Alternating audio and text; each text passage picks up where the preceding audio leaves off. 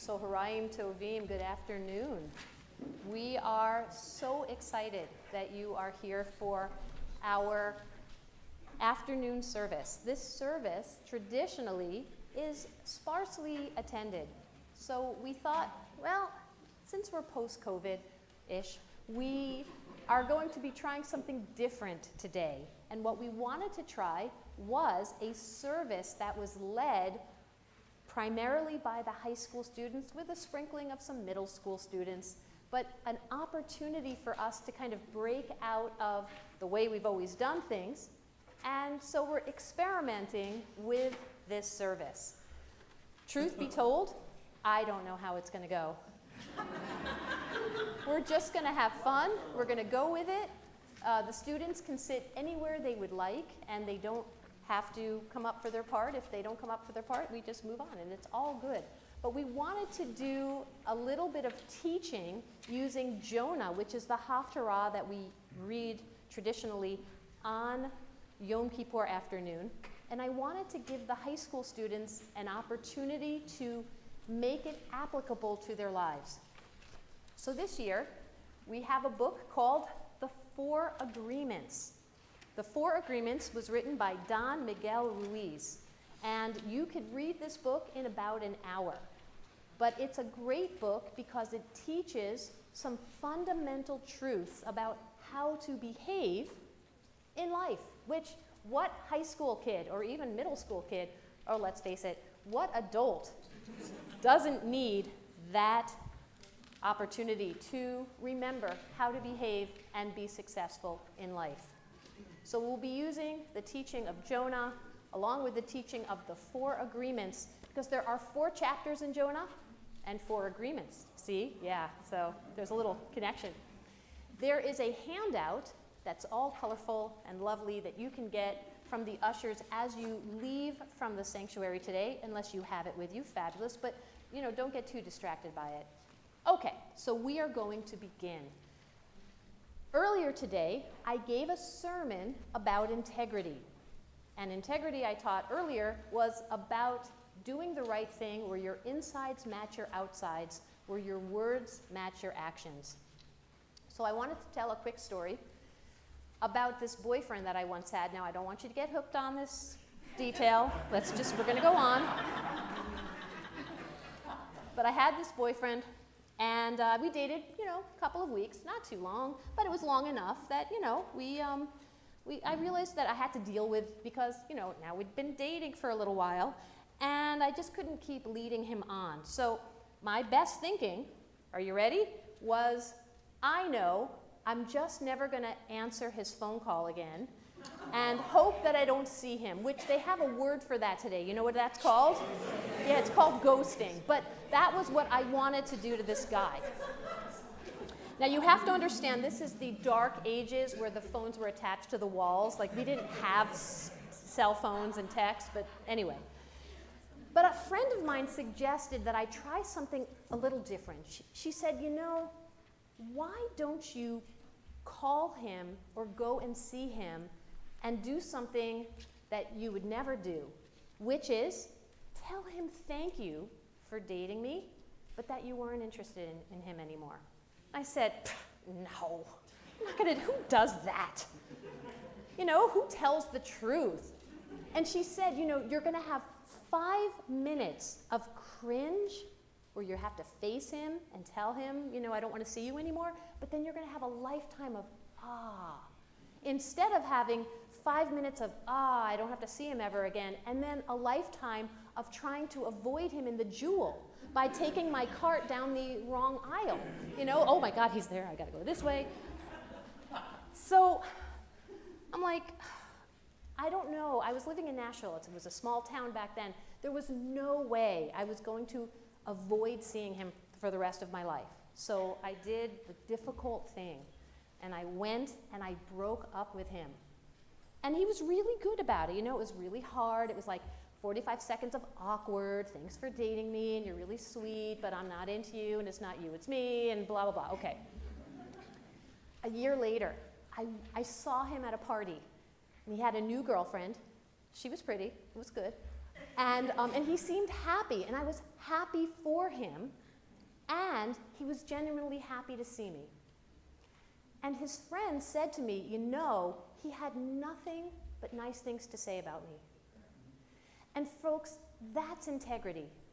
Integrity is having the courage to be uncomfortable and awkward and cringy and feeling like, I'm going to disappoint someone, but it's doing the right thing for a lifetime of awe and freedom.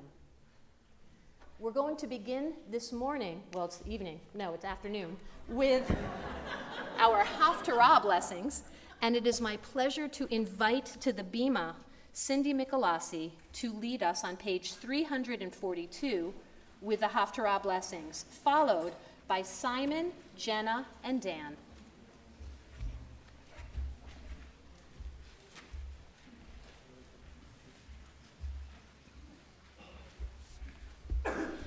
Baruch atah Adonai Eloheinu melech haolam asher bachar b'miim tovim v'ratzav v'divreihem hanemarim be'emet.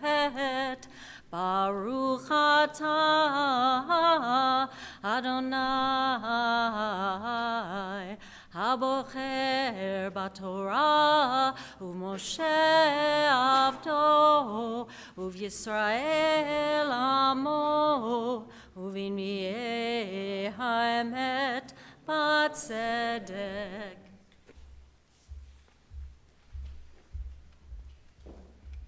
Okay, Simon, Jenna, and Dan, come on forward. We're going to continue with Jonah, chapter 1, on page 344. Simon, you come on first.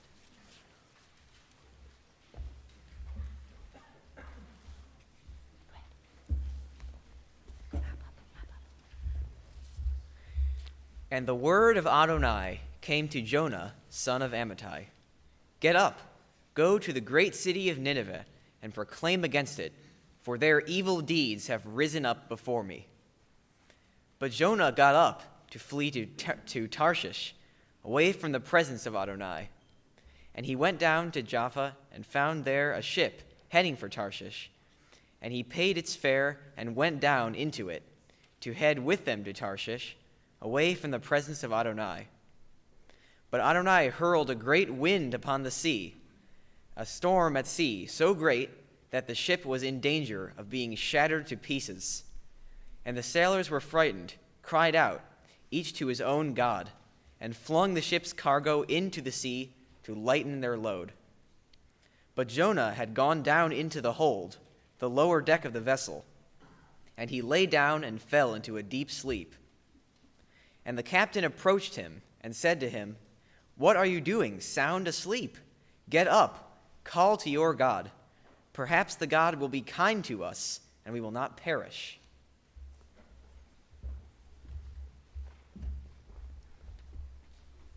And they said, each man to his companion, "Let us cast lots, that we might know on whose account this evil event has come to us." So they cast lots, and the lot fell on Jonah. And they said to him, "Tell us who you who have brought this evil upon us. What is your trade, and where have you come from? What is your country? Who are you, your people?" And he said to them, "I am a Hebrew. I revere God, Adonai of heaven, who made a sea of dry land." The men felt great fear, and they asked him, "What have you done?"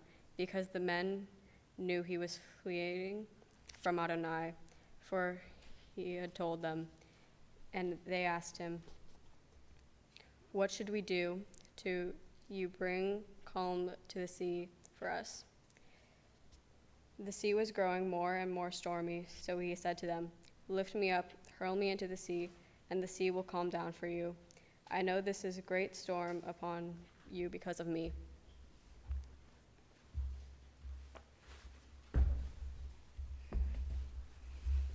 And the crew rowed hard to return to the dry land, but they could not do it, for the sea was raging more and more fiercely around them.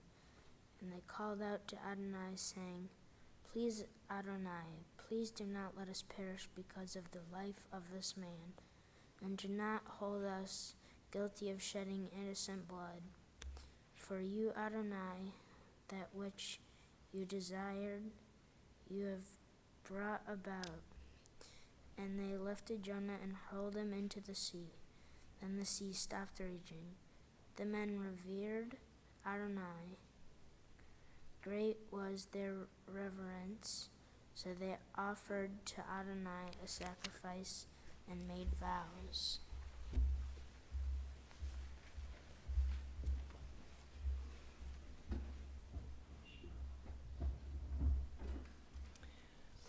On our handout, for the first agreement in the book, it talks about being impeccable with your words, speaking with integrity, saying only what you mean, and keeping your word.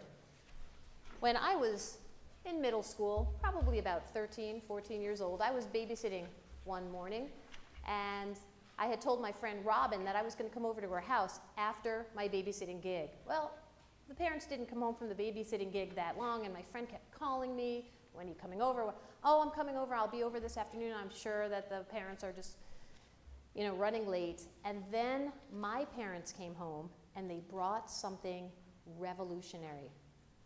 They brought an Atari game system, which I think for you guys is like a PS5, maybe. It's like Roblox on steroids back in the day. It was like Pong, but it was big for us. And as soon as my parents brought the Atari, that was it. I wasn't going to Robin's house because Atari, Space Invaders, yeah. So I didn't keep my word, and I didn't go to Robin's house, and I basically ruined her day because I told her I was coming over. She didn't make any other plans, and then I totally said, "Not coming." To this day, Robin will not friend me on Facebook, and at our 30-year high school reunion, still snub me. But I didn't keep my word. Now, it's on her that she held the grudge this long, but girls can do that, just saying. But my actions didn't match my words. I said I was going over, I didn't do it. And what in the 4 agreements it tells us is when our actions match our words, when we keep our word, even when something better comes along, we will be more successful. So we will explore this as we continue this afternoon. I'd like to invite forward at this time Alex, Eva, John, Chloe, Sam, Jared, and Ben. You're going to sit kind of in the front rows over here. And Jason and the choir are going to, and actually I'm going to invite forward Julia. So come on forward, friends. And the choir is going to read Samachti Bimri Li.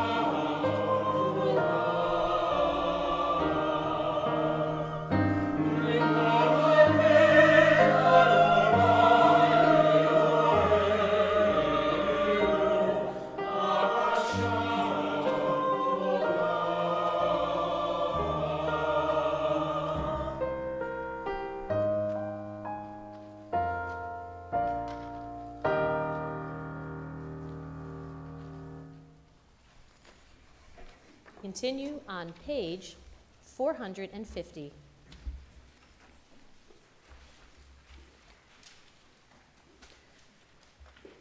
"15 songs ascent in the book of Psalms. What do they correspond? Our sages used to teach 15 steps led up to the holy temple in Jerusalem, and on these steps the Levites stood with trumpets and drums, an orchestra of holiness of the singers of David's psalms. But others say the exiles sang the 15 songs on their journey home. Step by step they ascended. From rivers of Babylon to the land of Abraham and Sarah. Another view. The 15 psalms were songs the pilgrims chanted as they climbed the hills of Zion, to celebrate seasons with matzah, fruits, lulav, and etrog. Or perhaps these 15 songs are timeless, speaking to the innermost self, tracing the ascent to God of every soul. Our bodies dwell upon the earth, our souls thirst for the living God. Like those who came before us, we too seek the holy dimension. And now, 15 steps mark the ascent, song and prayer, speech and silence. Through Havdala, our act of sacred service, let us reach for the Holy One.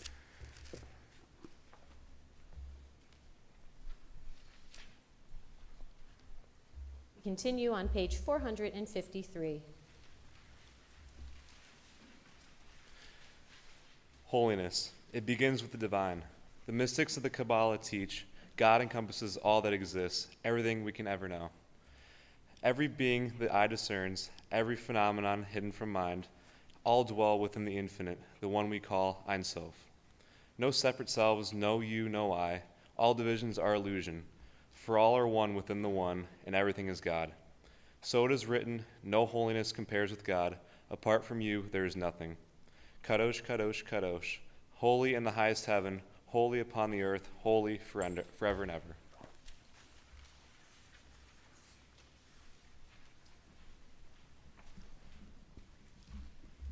Continue on page 456. Eternal God, who reigned before the earth, was formed and life appeared. When all came forth as you desired, you ruled supreme, your name revered.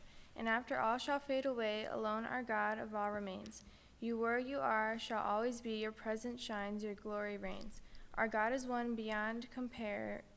Through you we glimpse pure unity. Unbound by words like first and last, our moment of eternity. My living God, my rock, my help, in times of grief I seek your face. My sign of hope, my cup of life, my prayer reveals your sheltering place.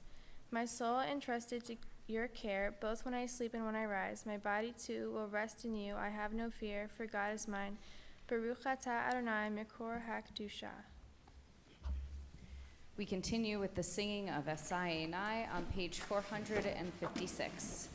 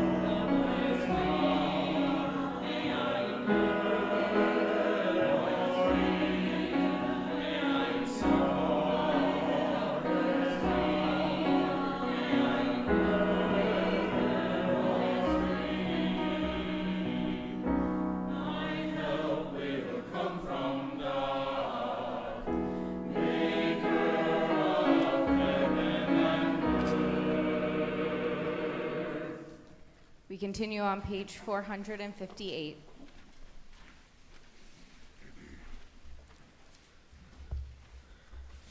Hail the hand that scattered space with stars, wrapped the whirling world in a bright blue blanket of air, made worlds within worlds, elements in the earth, souls within skies, everyone a teeming universe, every tree a system of semantics, and pushed beyond probability to place consciousness on this cooling crust of burning rock.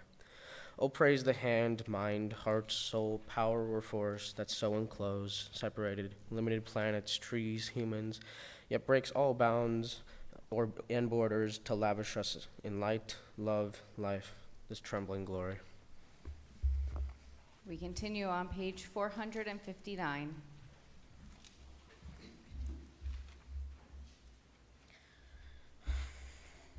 Raise a shout, all creation, to God. To the name of glory sing out. To the praise of glory give voice. To God you shall say, how great the awe your works inspire. Baruch atah Adonai, Yotzer Maaseh Bereshit. Blessed are you, eternal presence, creative force at the heart of existence.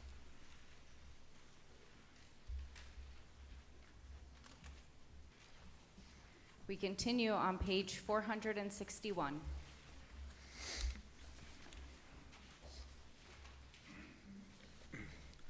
For our ancestors, the seventh day was a sign of their covenant with God. They kept it faithfully.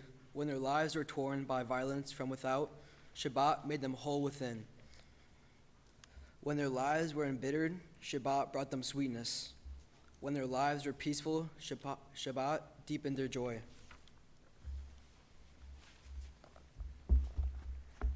Our ways were not like theirs. We have leisure, time, retreats, and vacations. Idle days, but few Sabbaths. We speak many words, but few that remind us of the covenant. We praise prophecy at time management, but forget the holiness of the moment. Let us emerge from this Sabbath of Sabbaths renewed in our quest for wholeness, reawakened to the urgent beauty of being present in a God-filled world. Let us crown the seventh day by living it, by tasting its sweetness, by feeling its joy, by opening ourselves to it in awe.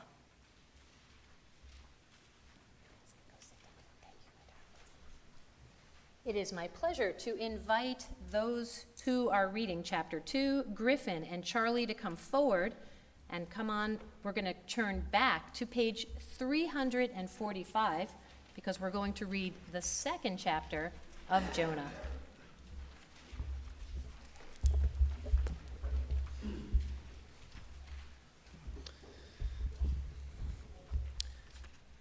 And Adonai provided a great fish to swallow Jonah, and Jonah was in the belly of the fish 3 days and 3 nights. Jonah prayed to Adonai his God from the belly of the fish, and he said, I called to Adonai in my distress, and God answered me. I cried out from the belly of the nether world, and you heard my voice. Into the depths you cast me, into the heart of the sea, and the floods engulfed me. All your billowing, breaking waves swept over me. And I thought to myself, I was banished from before your eyes. Will I ever again gaze upon your holy temple? The waters closed in over me, the deep engulfed me, rushes wrapped around my head.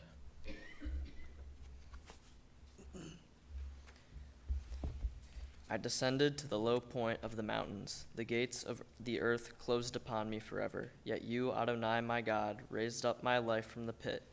When my life fainted away, I called Adonai to mind, and my prayer came to you, to your holy temple. They who cling to empty folly forsake their own welfare. But I, with a shout of thanksgiving, I will sacrifice to you. What I have vowed, I will fulfill. Rescue comes from Adonai. Adonai commanded the fish, and it spewed Jonah out upon dry land.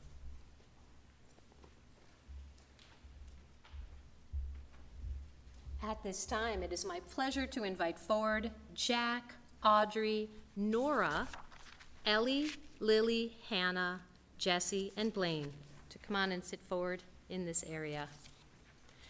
And now we're going to talk about the second agreement, the second of the 4 agreements. The second agreement is don't take anything personally. How many of you have ever had the experience where you've sent maybe like a text to your friend and then your friend doesn't respond immediately and then you start to second guess, oh no, maybe I shouldn't have sent the text. It's been 15 minutes. Maybe my friend didn't think the meme was funny.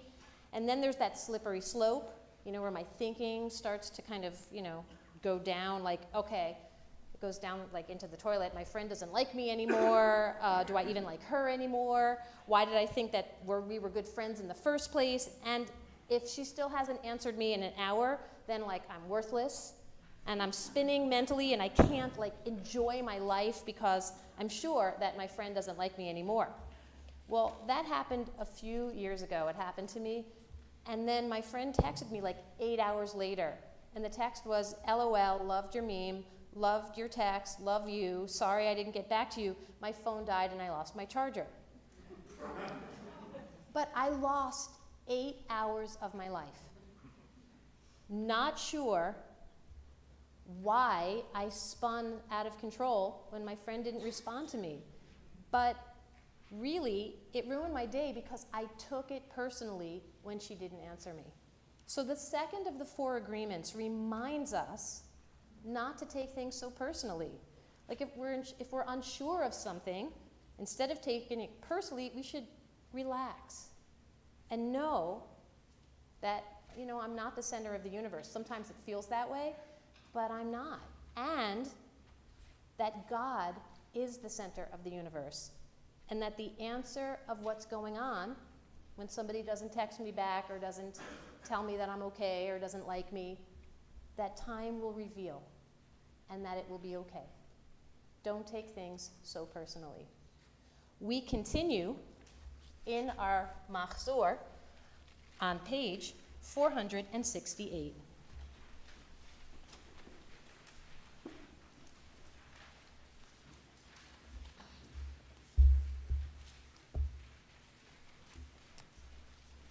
The morning horizon glowed before the gaze of the watchman.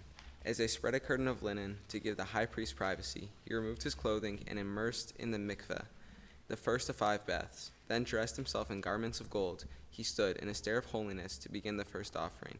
He kindled incense and lamps, brought forth sacrifice and libatation. Having bathed again, he wore a white robe, an exquisite garment to serve the sovereign of the glory. We continue on page 470.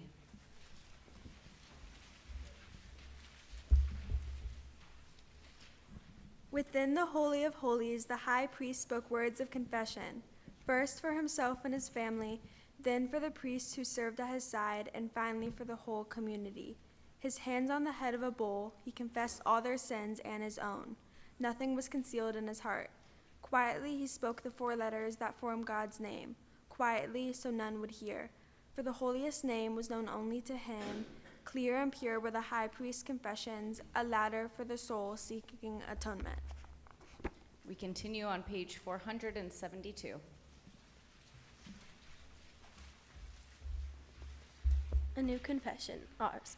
We confess, in our generation, faith is partial and frayed, like an old tallis, threadbare and torn. Faith has been worn thin by doubts, torn by ambivalence. What do we see when we look at its knotted fringe? Reminders of mitzvot, or something tangled, coming apart, a reminder of all of our misgivings. We confess, in our generation, love of Torah is tennis, indifference to communal obligation profound. We allow our differences to divide us.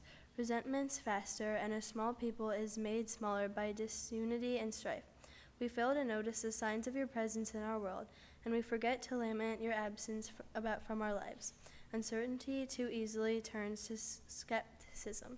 We allow hard questions to consign religion to irrelevance. Our forebears called your Zur Yisrael, Zor Olamin, Rock of Israel, Rock of all time and space. We confess our longing for the faith that sustained them. We confess our need and desire to attach our hopes to theirs. Baruch atah Adonai, Eloheinu melech haolam, asher kiddushanu b'mitzotav v'tzivanu l'hitvadot. We continue on page 473. After the first confession, the high priest walked to the east, where 2 goats alike in height and appearance stood bound together in the temple courtyard, bound there for the sake of atonement. The priest cast golden lots lifted one from the box and lowered it to destine one goat for God high above and the other for the high mountain cliff. A sin offering to God, he cried. Then he tied crimson wool to the head of the goat to be sent into the wilderness. Our gift to God is neither scapegoat nor sin offering, but an offer of heart and soul. Our gift is a vision of how life should be lived. Our offerings are unselfishness and strength, generosity, and a service to others. We continue on page 476.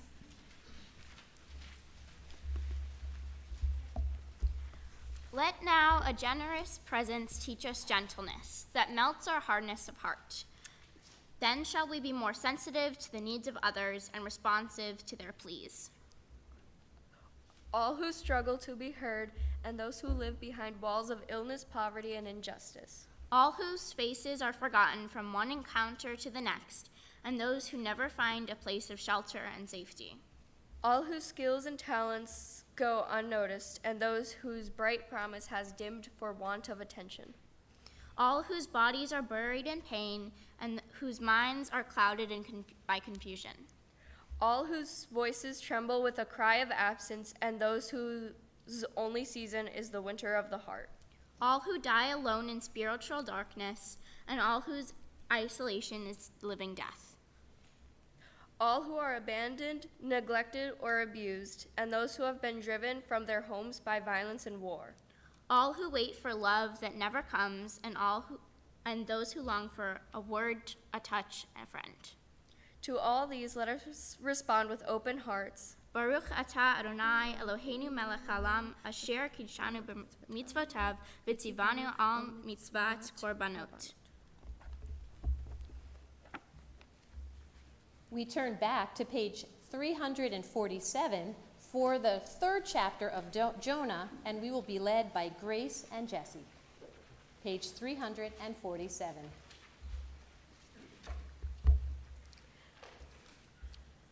And the word of Adonai came to Jonah a second time. Get up, go to the great city of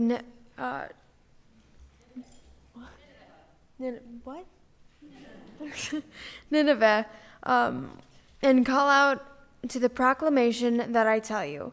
So Jonah got up and went to Nineveh according to the word of Adonai.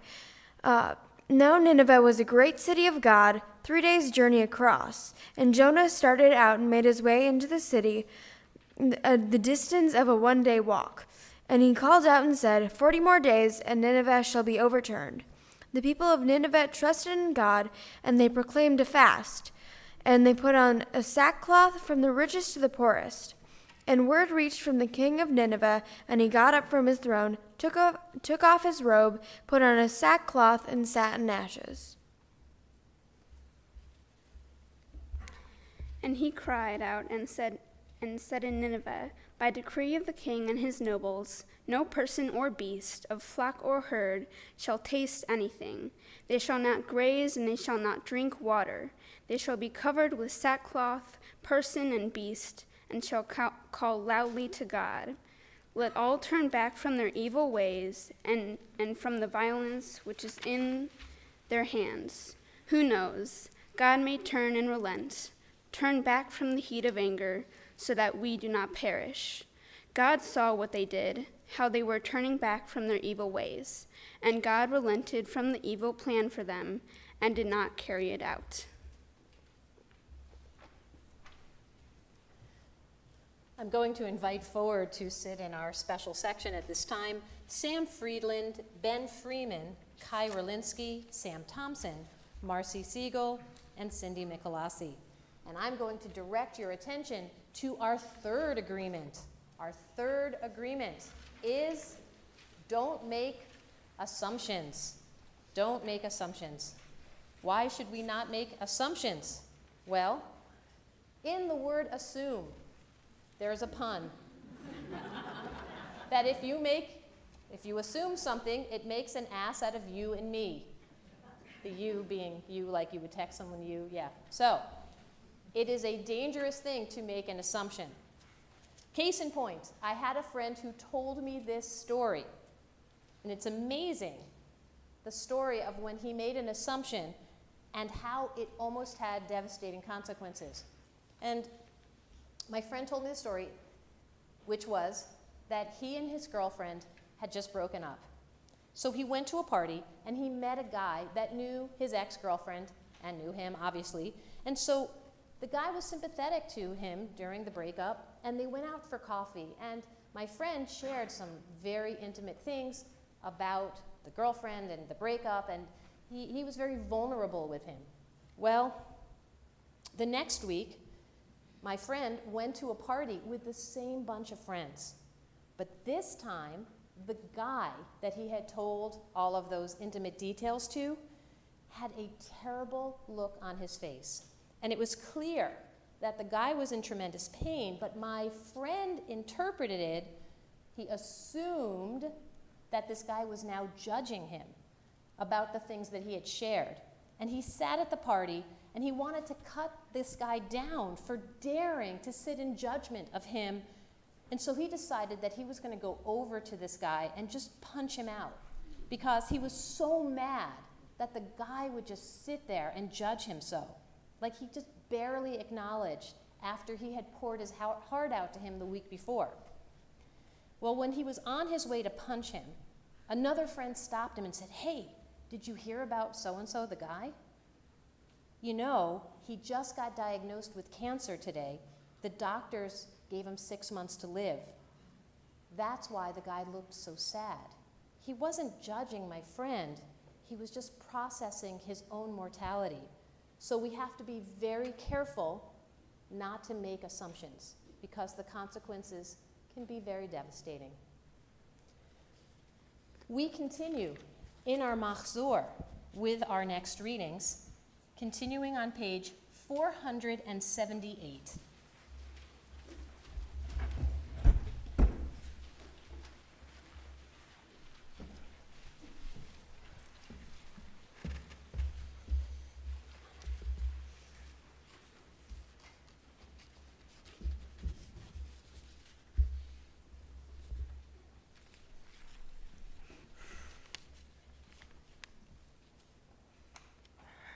Brothers, if my fragments liquids apart the past, please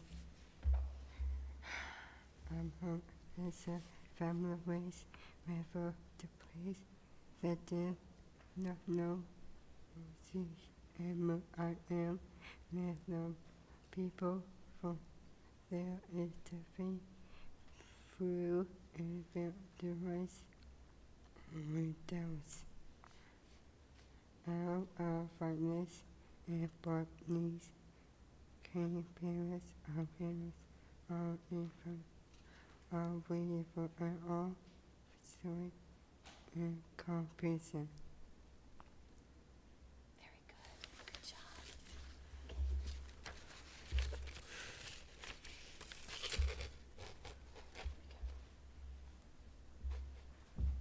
We continue on page 482.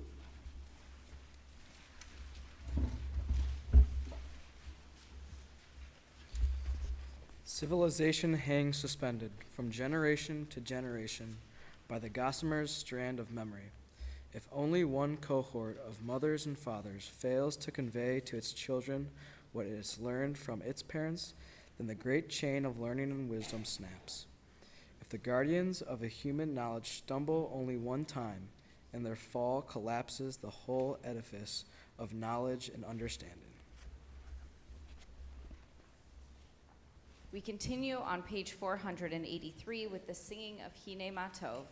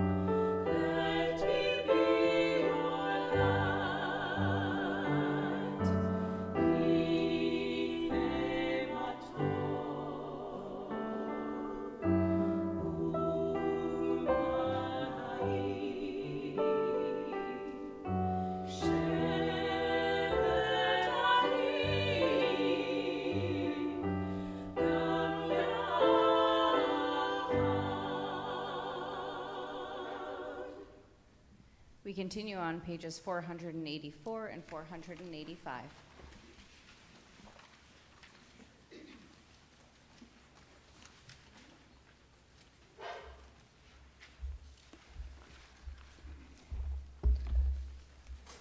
Mountains and fields inspire us with nature's beauty, but houses are built by human hands.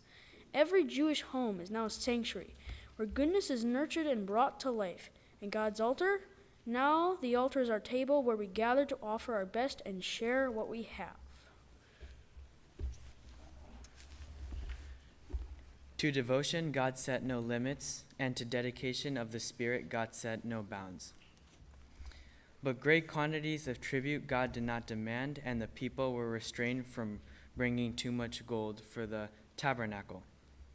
Though the temples of Solomon and Herod were far more costly, it is written that the divine presence was found more constantly in the humbler structure. To dedicate the Spirit to God is more difficult than to give money.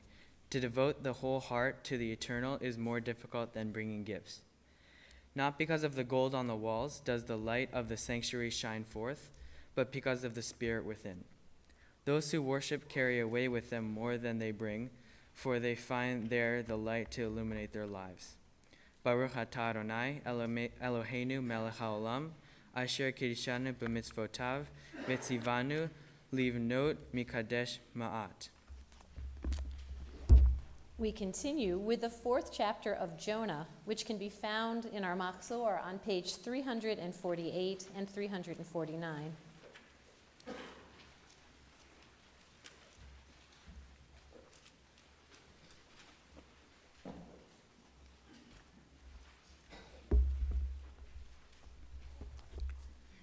But to Jonah this was a great evil, and it made him angry. Please, Adonai, is this not what I said when I was still in my own country? This is why I fled to Tarshish to begin with, for I knew that you are a gracious and compassionate God, endlessly patient and abounding in steadfast love, ready to repent of evil. And now, Adonai, please take my life from me, for it is better for me to die than to live. And Adonai said, Is it good for you to be angry? Then Jonah left the city, found a place east of the city, made himself a shelter there, and sat under it in the shade, until he might see what would become of the city. And Adonai Elohim provided a gourd, and made it rise up over Jonah to give shade for his head, and rescue him from his evil situation. And Jonah rejoiced with great joy because of the gourd. But at dawn the next day, God provided a worm that attacked the gourd, and it withered. And as the sun rose, God provided an oppressive wind from the east, and the sun beat down on Jonah's head, making him faint. He begged for death, saying, It is better for me to die than to live. Then God said to Jonah, Are you good and angry about the gourd? And he said, I am good and angry to the point of death. Then Adonai said, You pitied the gourd, which you neither worked for nor grew, which appeared overnight and perished overnight. Should I, then, not have compassion for the great city of Nineveh, a place of more than 120,000 human beings, unable to tell their right hand from their left, and many beasts? Baruch atah Adonai Eloheinu melech haolam, tzur kol haolamim, tzadik bechol hadorot, ha'el haneman, ha'omer v'oseh, hamdaber u'mkayem, shekol dvarav emet v'tzedek, al haTorah ve'al ha'avodah ve'al hanviim ve'al yom ha'kippurim hazeh shenatata lanu Adonai Eloheinu limchila v'lislicha u'chapara l'chavod Tifaret al hakol. Adonai Eloheinu, anachnu modim lach, umvarchim otach, yitbarach shimcha, befi kol chai tamid le'olam va'ed, udvarcha emet v'kayam la'ad, baruch ata Adonai. Melech mochel v'soleach lavonotenu, ve'lavonot amo beit Yisrael, umavir ashmotenu bechol shana v'shana, melech al kol haaretz, mekadesh Yisrael, ve'yom ha'kippurim.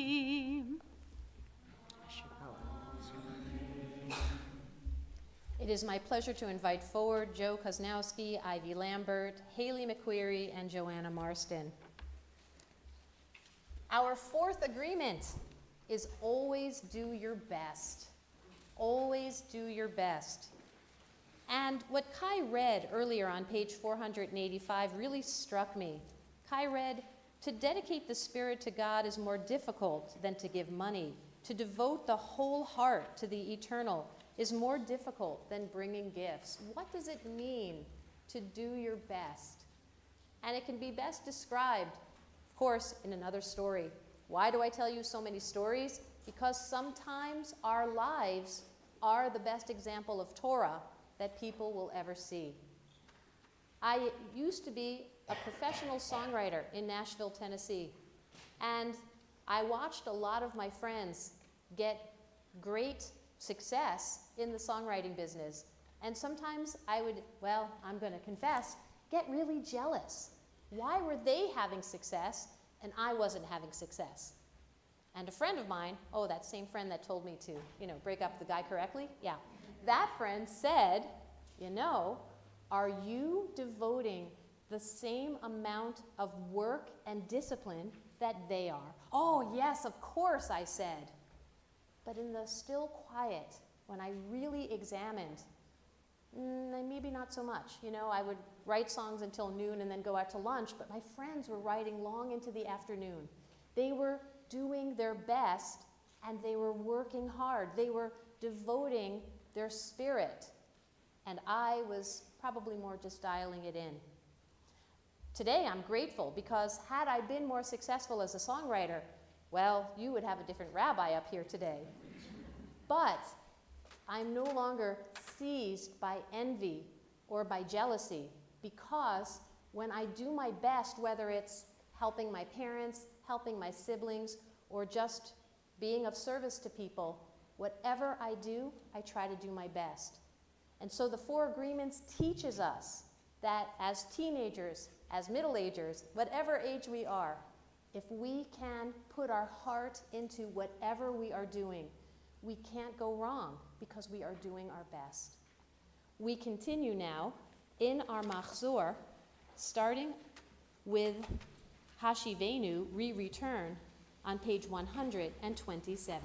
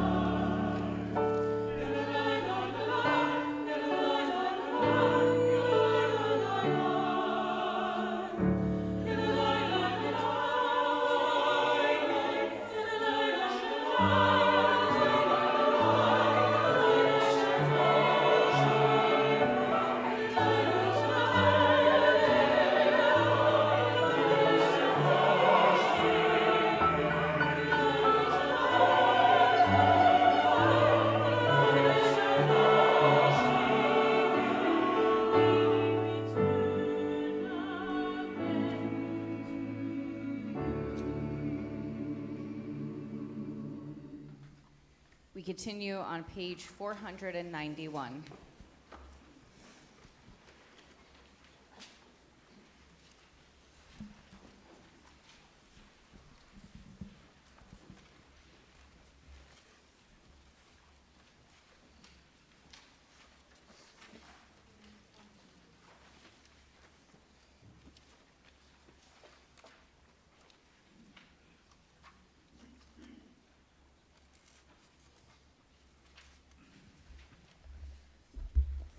Spontaneous prayer is born out of the need of the moment. Prescribed prayer teaches us to feel a need we might not otherwise feel. Whether our prayers are rooted in ancient tradition or arise as outpourings of the heart, they reveal a world of wonders. Prayer is meaningless unless it is subversive, unless it seeks to overthrow and ruin the pyramids of callousness, hatred, opportunism, and falsehoods. How is it that those who pray and those who do not pray live thoroughly different lives? It is because the time devoted to prayer makes an impression upon every aspect of the day. We continue on page 503.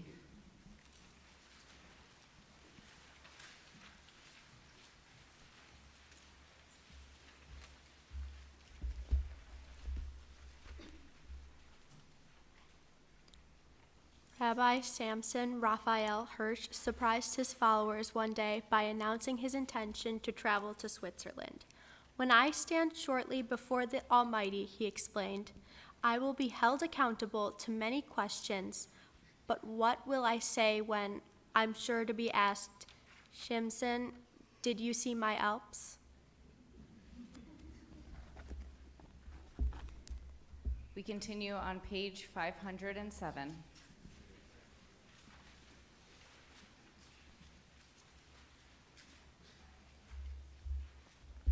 All who are hungry, let them come and eat. All who are needy, let them come and find a place at our table. Why distinguish between the two? Are the hungry and the needy not the same? There are many kinds of hunger, many dimensions of need. Some hunger for compassion. They crave respect, affection, a sense of belonging. Many souls starve for lack of meaning and purpose. Some speak without being heard. They need strength of spirit in their isolation. Others are in pain that goes unnoticed, unseen. They need kindness and attention from one who understands them. Let us give nourishment according to the hunger. Let us give sustenance according to the need, so we may see ourselves as vessels of holiness. May every place we find ourselves be an altar where we serve. Blessed are you, eternal presence, by those whose power we sanctify life when we see ourselves as vessels of holiness. We continue on page 509.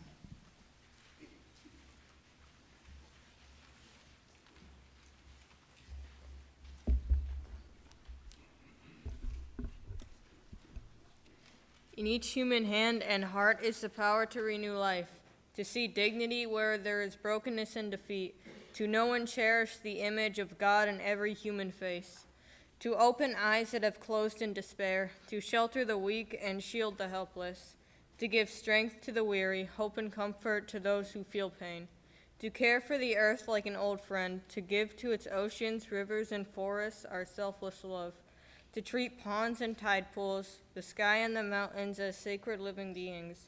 In each of us is the power to renew life.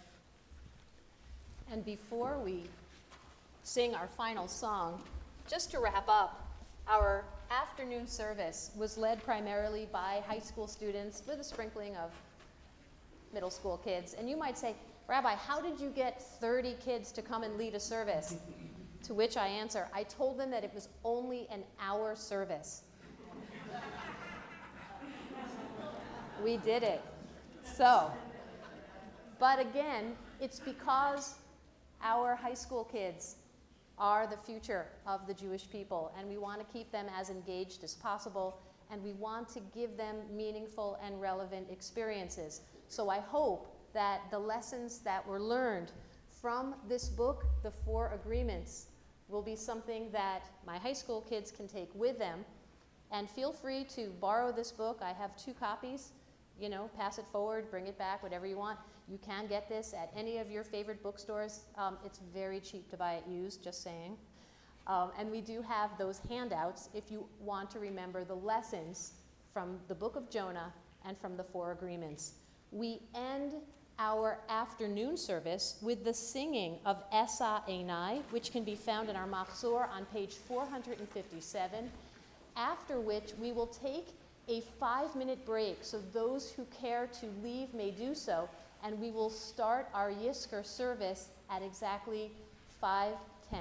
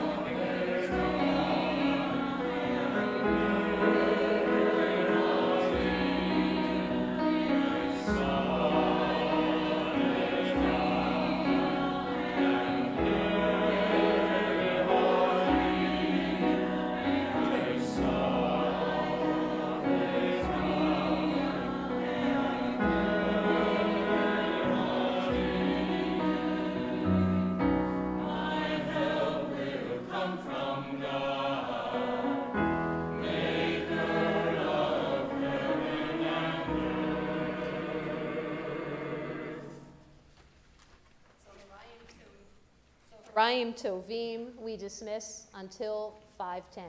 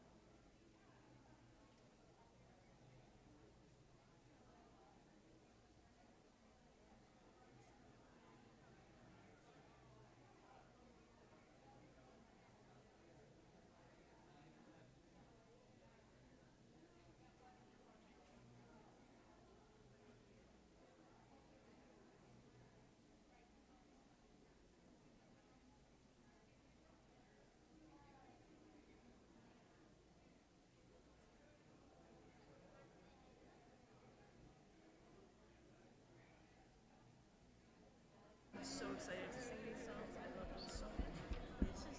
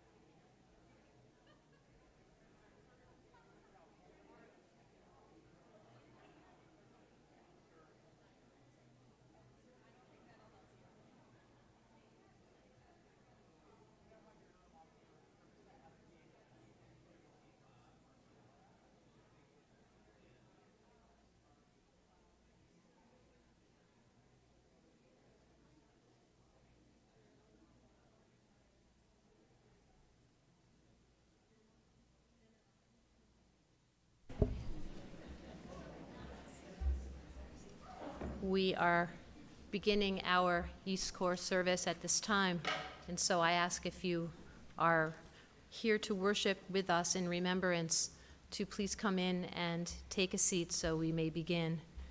And also a reminder, if you've brought with you into the sanctuary any kind of device that makes a sound, to please silence it or put it in the off position at this time so as not to disturb the sanctity of our service this afternoon.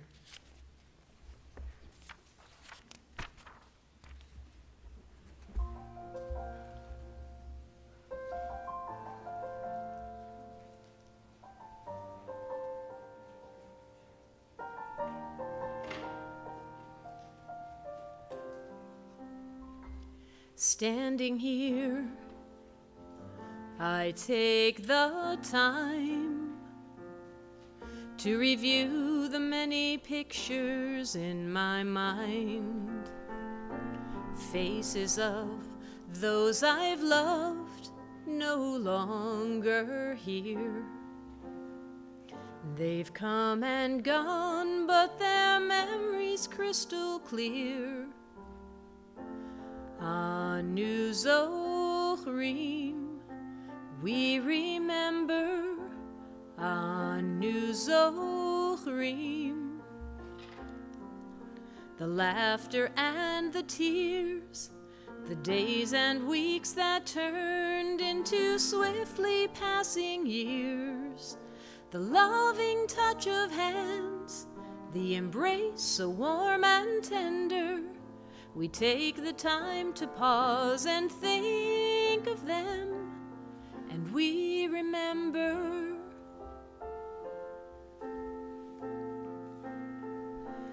Being still, I have the space to recall the many things time can't erase.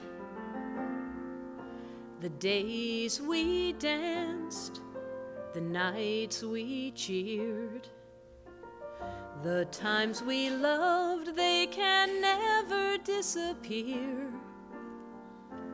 Anu Zochrim, we remember.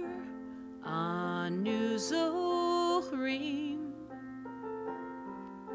the laughter and the tears, the days and weeks that turned into swiftly passing years, the loving touch of hands, the embrace so warm and tender. We take the time to pause and think of them, and we remember.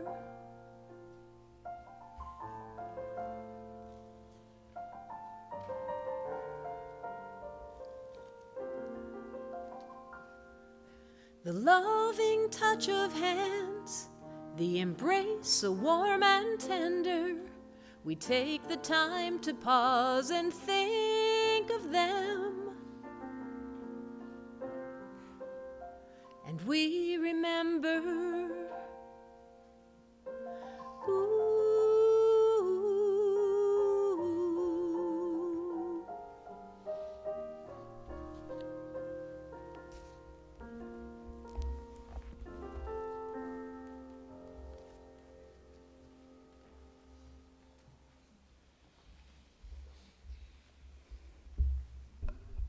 Page 541. This is the hour of memory, and this is our house of comfort. Wounded by loss, we retreat from life. Our synagogue gathers us in. Into this place we bring stories and prayers, unanswered questions, tears that need to be shed, lives recollected and carried within us, moments of courage and laughter and pain. This day embraces them all. This place embraces them all. Now the heart opens in sorrow, for we are time subjects, and all that we love we must lose. So let us hold fast to the love that remains and cherish the light of the sun. Today all of us walk the mourner's path. Together may we find strength. We continue now with the singing of Eli, Eli on page 540.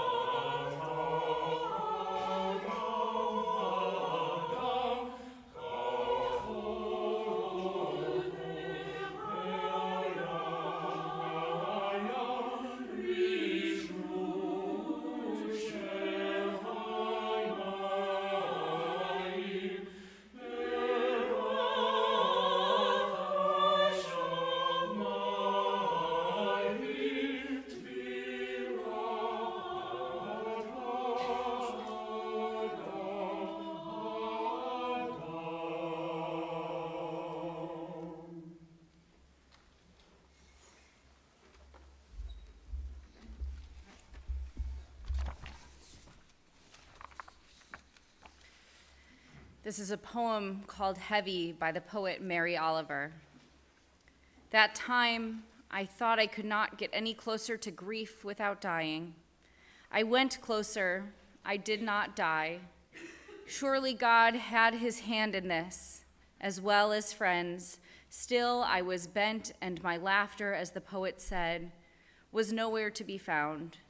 Then said my friend Daniel, brave even among lions, it's not the weight you carry, but how you carry it. Books, bricks, grief, It's all in the way you embrace it, balance it, carry it, when you cannot and would not put it down. So I went practicing. Have you noticed? Have you heard the laughter that comes now and again out of my startled mouth? How I linger to admire the things of this world that are kind and maybe also troubled. Roses in the wind, the sea geese on the steep waves, a love to which there is no reply. We continue on page 546. The traditional Yizkor prayer asks God to remember the souls of our loved ones and to shelter them for eternity. But the Yizkor service on Yom Kippur has significance beyond the prayer itself. This is a moment set apart for solitary reflection, an opportunity to fulfill a sacred obligation, and it is a time to feel the physical and emotional closeness of community, the presence of other people who know that we have been through because they have been through it too. At Yizkor, we see the sorrow in one another's eyes. As the number 7 in the Jewish symbol of wholeness and holiness, our Yizkor service offers 7 ways to reflect on loss and memory, grief and healing. We choose alone and together from among these diverse lights. We continue with the singing of Enosh on page 546.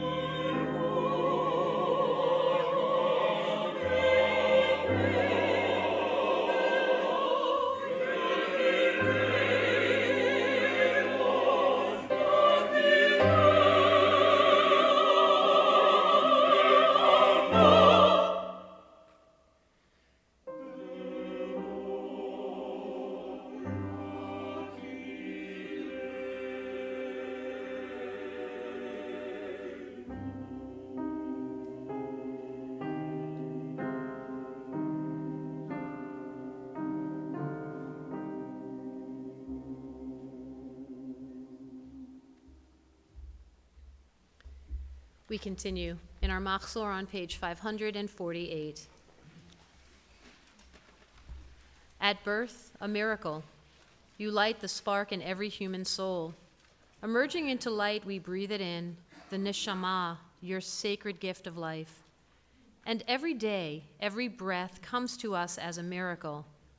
The light within us, unique and precious, is with us always while we live. When breath has ceased and life has gone, the neshama returns to you, and the spark that lived inside the ones we love, unique and precious, beautiful and good, is theirs no more. Their light is ours, their radiance now burns in us, eternal flame of memory.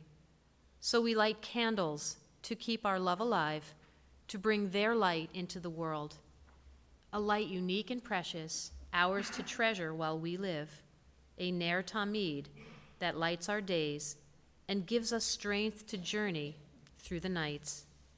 More precious was the light in your eyes than all the roses in the world. We continue on page 549. The death of a loved one is the most profound of all sorrows. The grief that comes with such a loss is intense and multifaceted, affecting our emotions, our bodies, and our lives. Grief is preoccupying and depleting. Emotionally, grief is a mixture of raw feelings such as sorrow, anguish, anger, regret, longing, fear, and deprivation. Grief may be experienced physically as exhaustion, emptiness, tension, sleeplessness, or loss of appetite. Grief invades our daily lives in many sudden gaps and changes, like that empty place at the dinner table or the sudden loss of affection and companionship, as well as in many new apprehensions, adjustments, and uncertainties. The loss of a loved one throws every aspect of our lives out of balance. The closer we were to the person who died, the more havoc the loss creates. Love does not die quickly. Hence, to grieve is also to celebrate the depth of the union. Tears are then the jewels of remembrance, sad but glistening with the beauty of the past. So grief in its bitterness marks the end, but it also is praise to the one who is gone. We continue on page 553. The death of a parent. Move to the front of the line, a voice says, and suddenly there is nobody left standing between you and the world to take the first blows on their shoulders. This is the place in books where part 1 ends and part 2 begins, and there is no part 3. The slate is wiped, not clean, but like a canvas painted over in white, so that a whole new landscape must be started. Bits of the old still showing underneath, those colors sadness lends to a certain hour of evening. Now the line of light at the horizon is the hinge between earth and heaven, only visible a few moments as the sun drops its rusted padlock into place. We continue on page 556 with the singing of Esa Enai.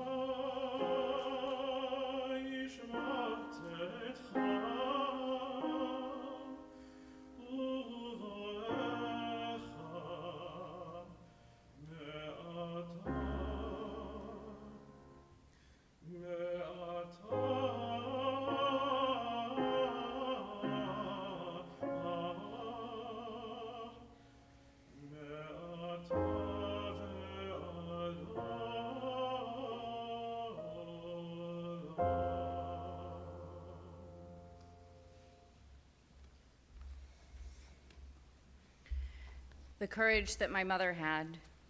The courage that my mother had went with her and is still with her.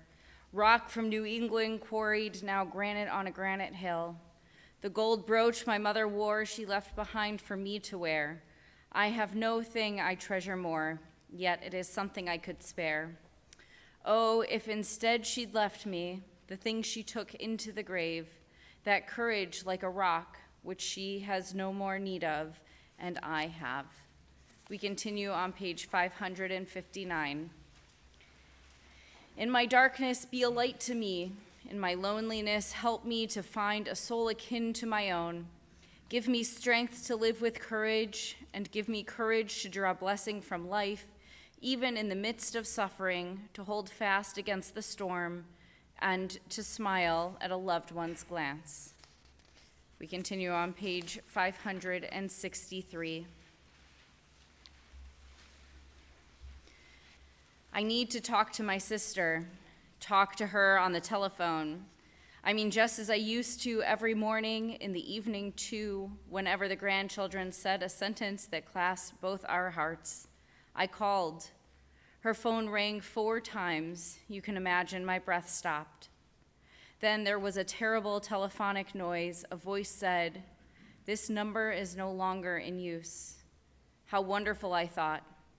I can call again, and they have not yet assigned her number to another person, despite 2 years of absence due to her death. We continue on page 566.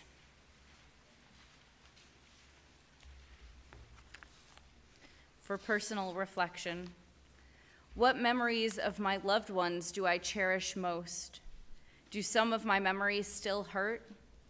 How do my memories help me to live a better life?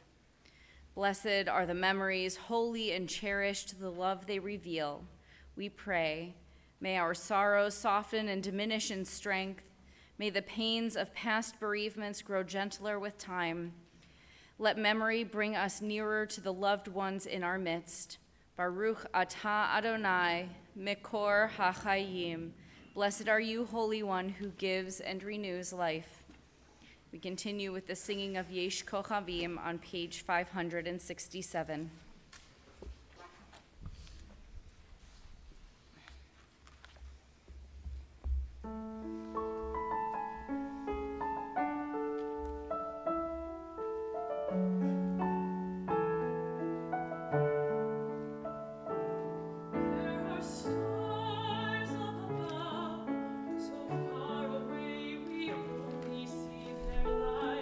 Long on after, the star itself is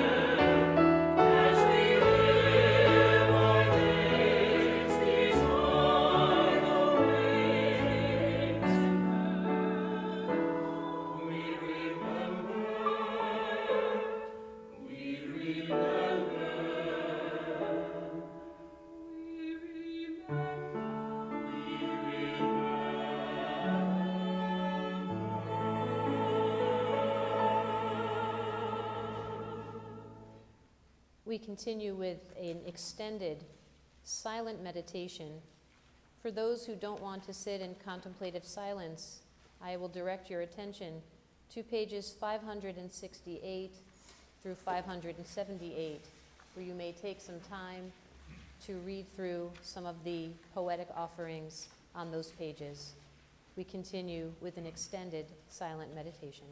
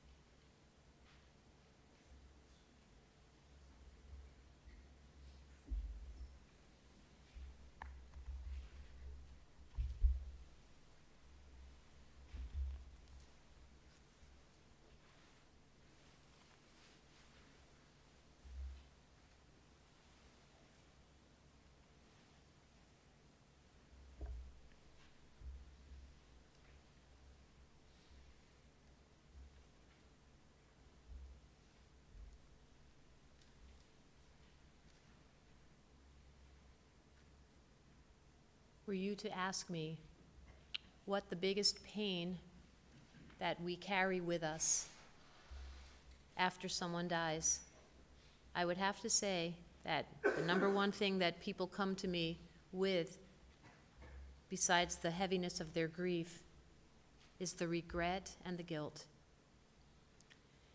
And I can't take away regret and guilt from another person. That's work that has to be done on their own. But from studying the afterlife and what Judaism has to believe about the afterlife, I know that our loved ones are free. It is we who carry the pain, and it is we who can do the work to be free of the pain, of the regret and the guilt. In fact, I would love to think that our loved ones are saying to us, we who have no bodies, where the emotions are only positive, are saying, let it go, we're okay. But it doesn't work like that. There's a reading on page 577 by Rabbi David Wolpe, which I feel brings a certain amount of solace that I'd like to share with you this afternoon. What happens after death I find it hard to believe that we are simply vanishes. I don't think we go to a physical place after all. The essence, the soul, is not physical. As the Israeli scholar Ideen Steinsalt once remarked, to ask where the soul goes is a nonsense question. The soul is not physical. Where does a dream go once it has been dreamt? Where does love go when it disappears? We cannot conceive of what life might be like if it is not material like this life. In this life, we are tied to the tangible, except our deepest experiences tend to be things that are not really physical, like love, like memory.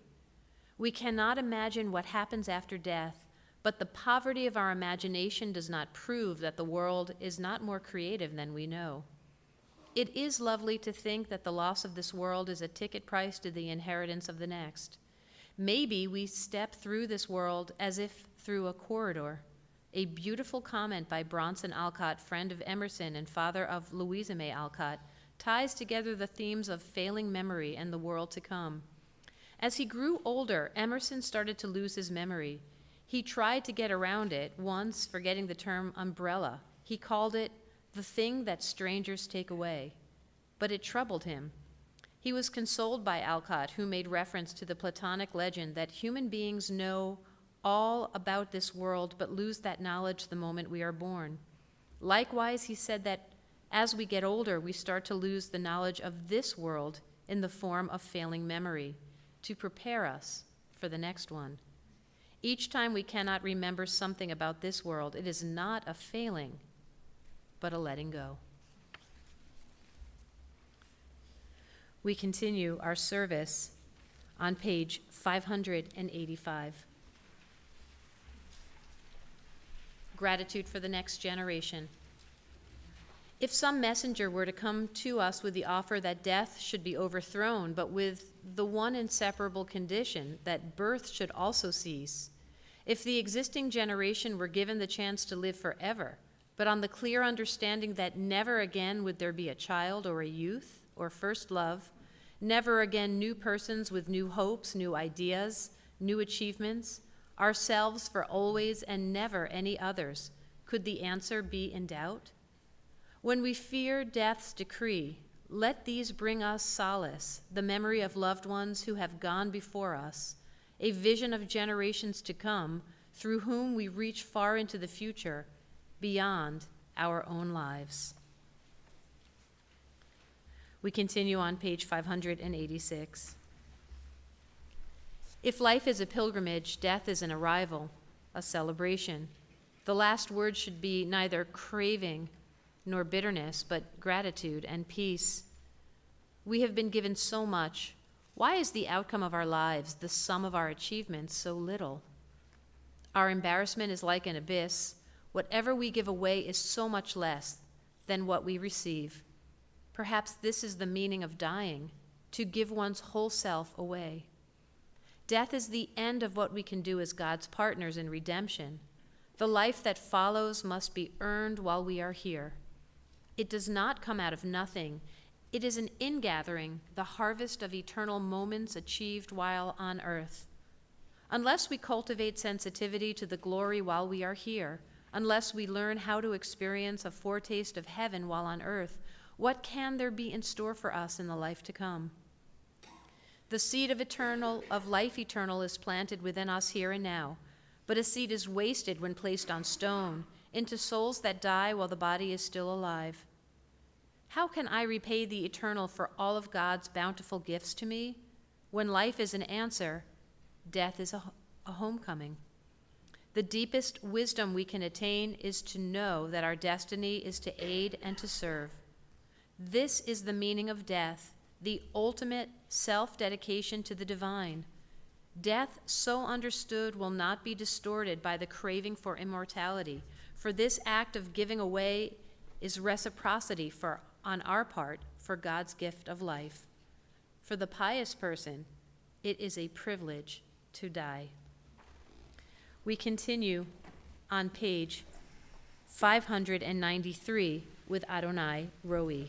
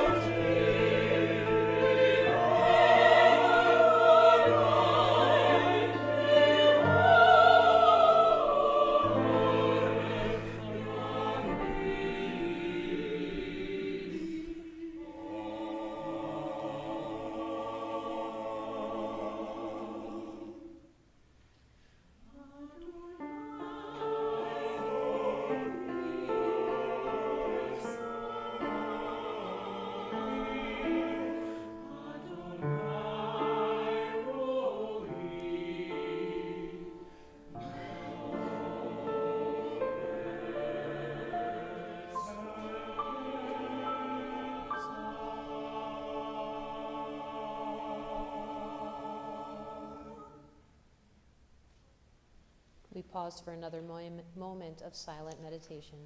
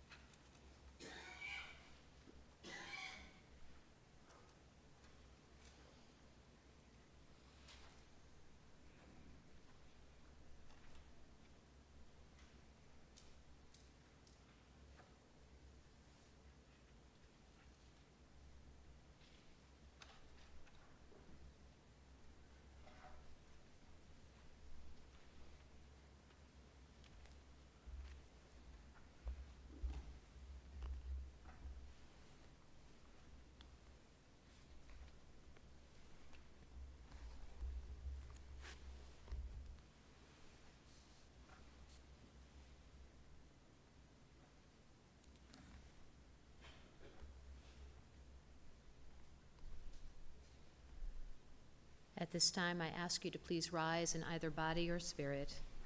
We continue on page 598. Ilmale rachamim, shochen bamrumim, hamitzei mechuna nechona, tachat kanfei hashchina, im kadoshim, Utahorim kizor harakia mazhirim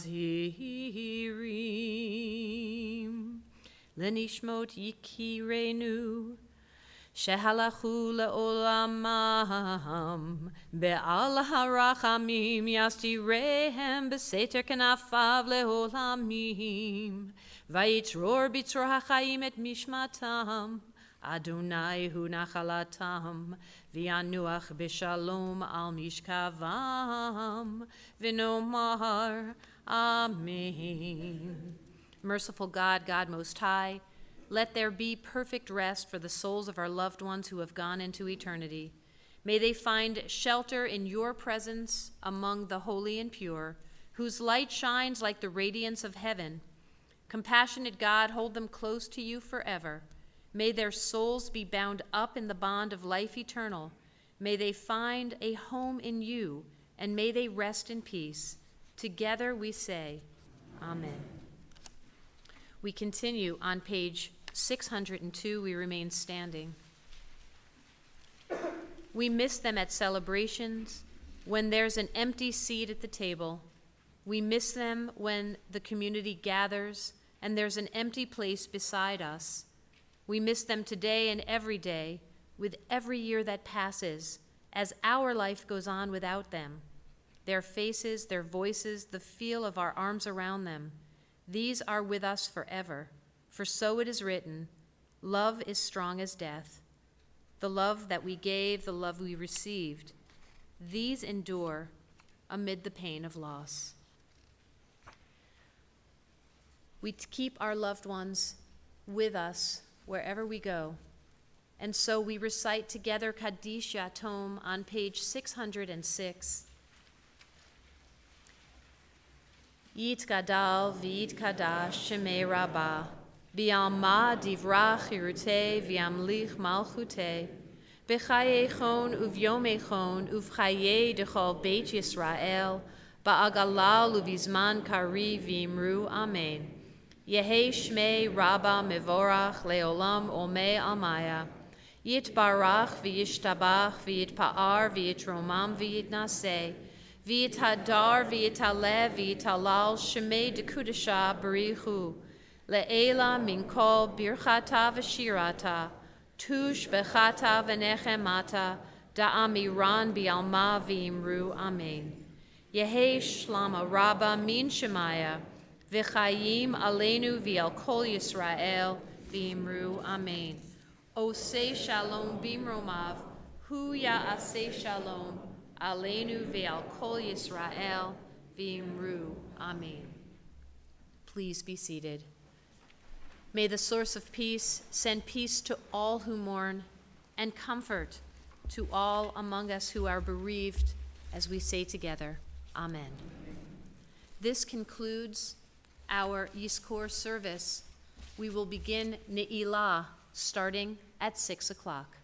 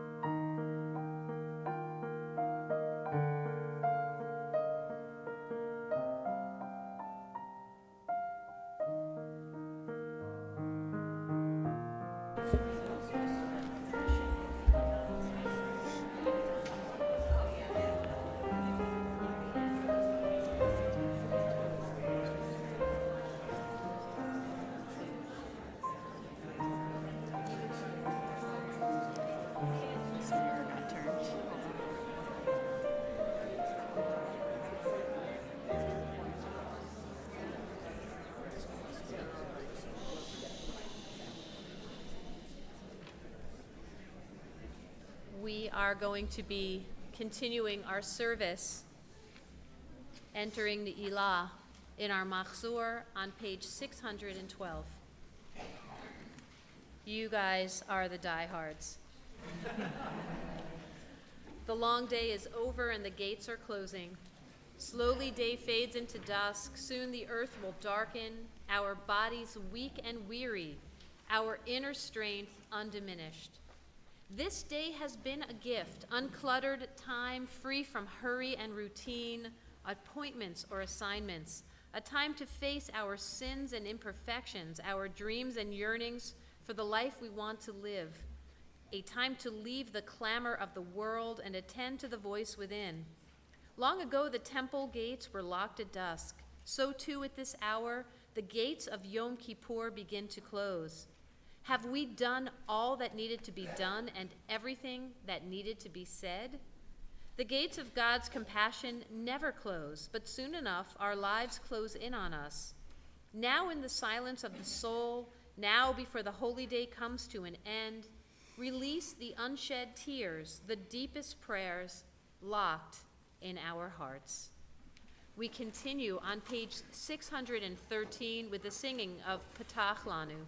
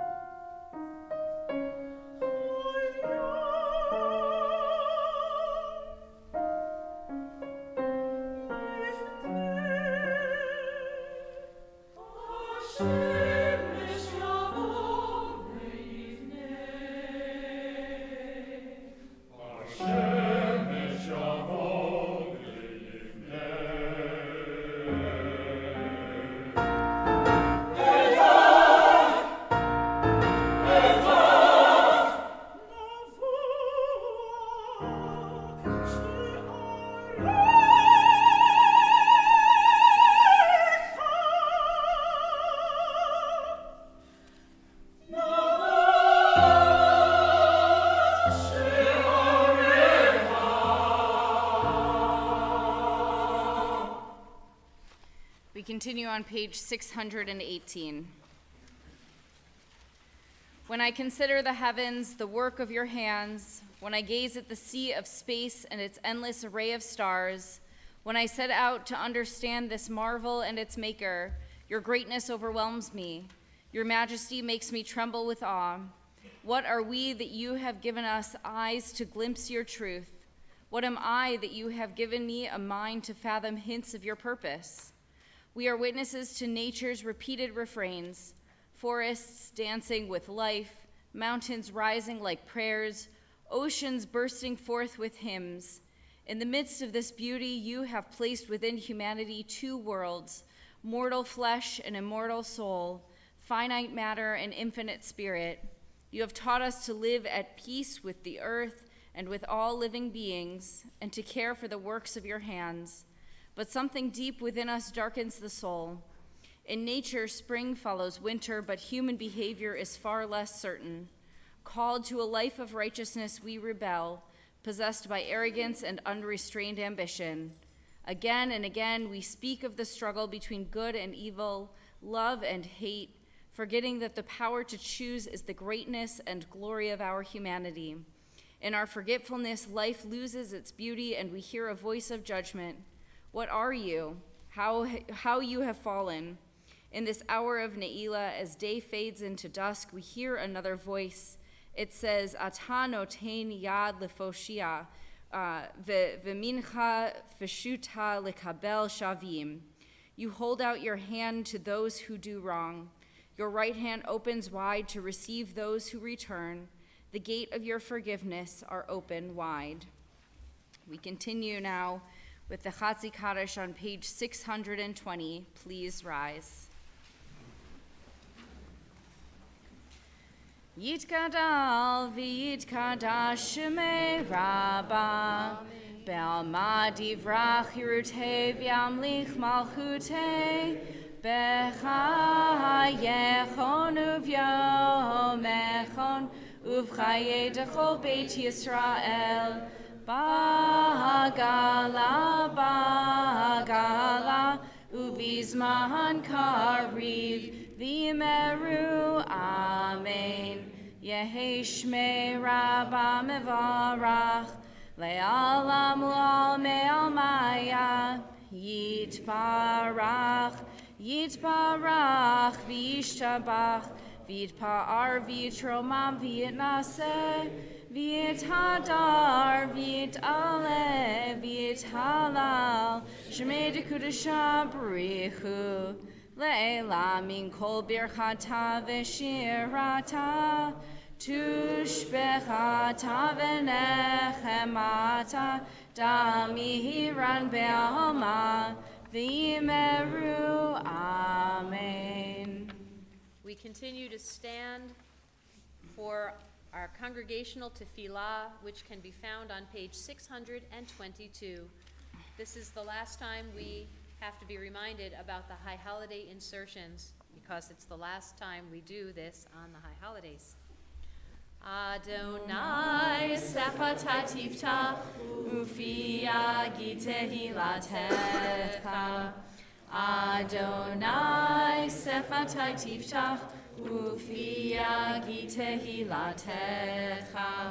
Baruch atah Adonai Eloheinu v'Elohei avotenu v'imotenu Elohei Avraham Elohei Yitzchak Velohei Yaakov, Elohei Sarah, Elohei Rivka, Elohei Rachel, Ve'Elohei Leah, Ha'el Hagadol, Hagibor V'Hanora, El Elyon, Gomel Chasadim Tovim, Ve'Konei Ha'akol, Ve'Zocher Chasdei Avot V'Imahot, Umevi geula livnei v'nehem Leman shemo be'ahavam Zochreinu lechayim Melech hafetz b'chayim Melech hafetz b'chayim V'chotmenu b'sefer hachayim Lemancha Elohim Chaim Melech Ozer Umoshia Umagen Baruch atah Adonai Magen Avraham Vezrat Sarah Atah Gibor Leolam Adonai Mechaye Metim Atah Rav Lehoshia Morid Hatal Mechalkel Chaim Bechesed Mechaye Metim Berachamim Rabim Somech Noflim Verofech Holim Umatir Asurim Umekayem Emunato Lishenei Afar Michamocha Ba'al Gevurot Umido melach, melech meimid umechayeh, umatzmiach Yeshua, michamocha el harachamim, zocher yitzurav, lechayim berachamim, lechayim berachamim. V'ne'eman atah lahachayot metim.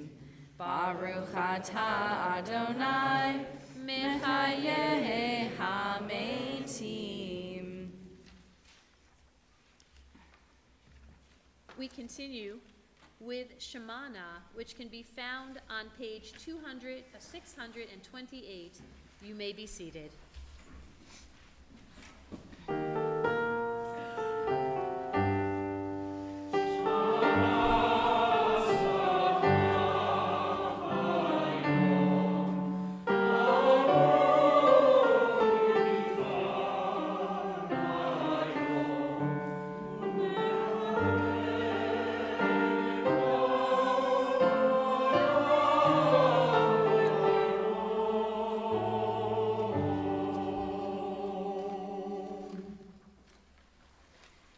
hear us this day. Forgive us, we pray, for the day begins to fade. Your holiness awakens deepest awe. Your praise shall be our song.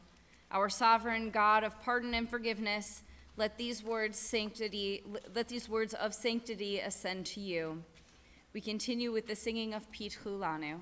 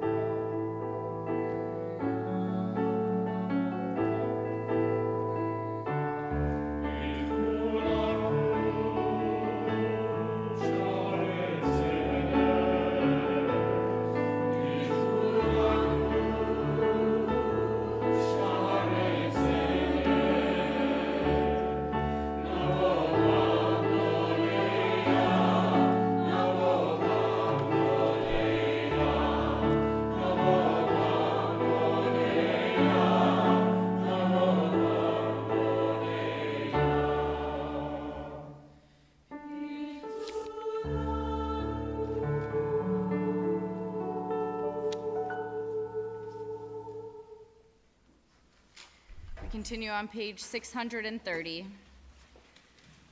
V'chotmenu b'sefer chayim livracha v'likdusha ki ata kadosh v'shimcha kadosh usha'arecha b'kdusha nikanes. Seal us for holiness and blessing in the book of life, for you are holy and your name is holy, and we yearn to enter your gates of holiness.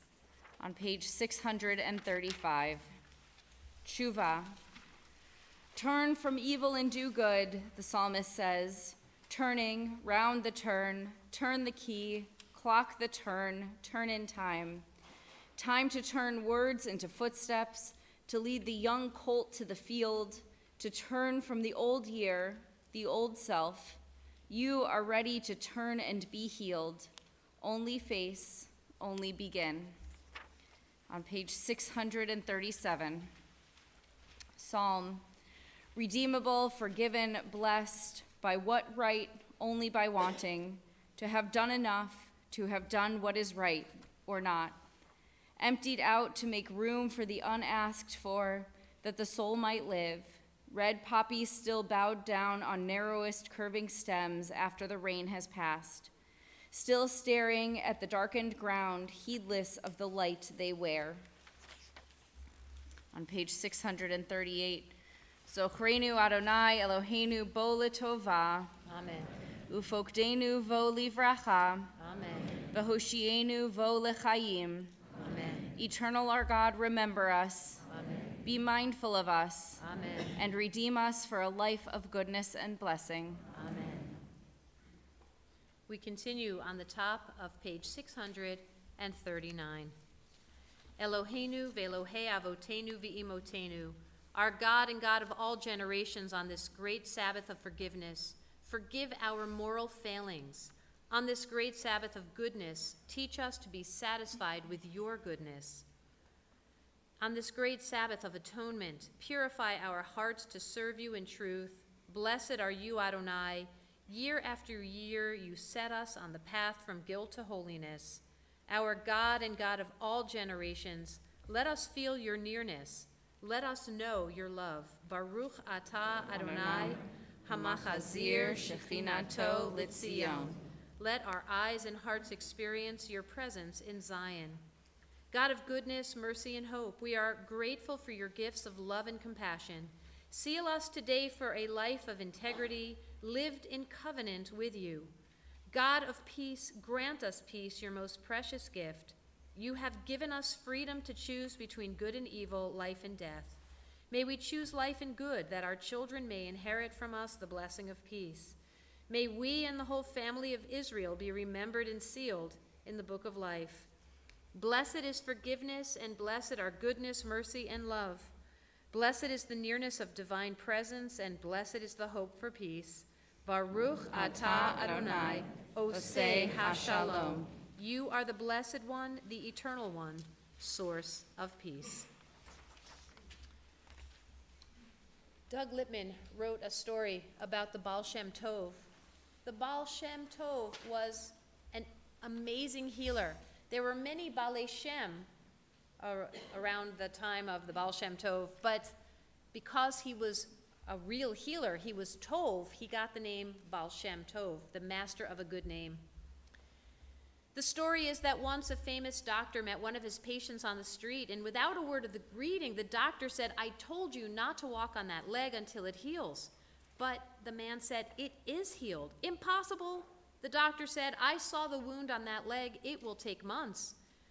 And the man said, "Look, I went to another kind of healer, doctor. I went to a mystical rabbi, the one they call the Baal Shem Tov." The doctor narrowed his eyes, then simply walked away. A week later, the doctor rapped loudly on the Baal Shem Tov's door. When the door opened, the doctor said, "I hear you claim to be a healer." The Baal Shem Tov looked at the doctor and said, "God is the healer, my friend. Come on in." The doctor did not move. He said, "Let us examine each other." He said, "Whoever best diagnoses the sickness of the other will be proved the better doctor." The Baal Shem Tov smiled, "As you wish, but please do me the favor of coming in." Once inside, the doctor began his examination of the Baal Shem Tov. The doctor poked him, pinched him, gazed in his ears, tapped on his knees, and after an hour, the doctor said, "You have no sickness that I can find." The Baal Shem Tov said, "I am not surprised that you could not find it. I so desire the presence of God that my heart cries out in pain when I cannot feel it. My sickness is this constant yearning for God." The Baal Shem Tov then looked at the doctor for a long while and said, "Now let me examine you." The Baal Shem Tov took the doctor's hands and gazed into his eyes. At last the rabbi said, "Have you ever lost something very valuable?" "As a matter of fact," the doctor said, "I once had a large jewel, but it was stolen from me." "Ah," said the Baal Shem Tov, "that is your sickness." "What, my missing diamond?" "No." The Baal Shem Tov said, "My sickness is yearning after God. Your sickness is that you have forgotten that you ever had that desire." The doctor sucked in his breath. In a moment, a tear flowed down his cheek. One tear turned to many. Still holding the hands of the Baal Shem Tov, the doctor began to cry. "Please," he said, "teach me how to yearn for God." And the Baal Shem Tov said, "With God's help, your healing has already begun." May we all remember that our healing will come through our yearning for God. We continue on page 641.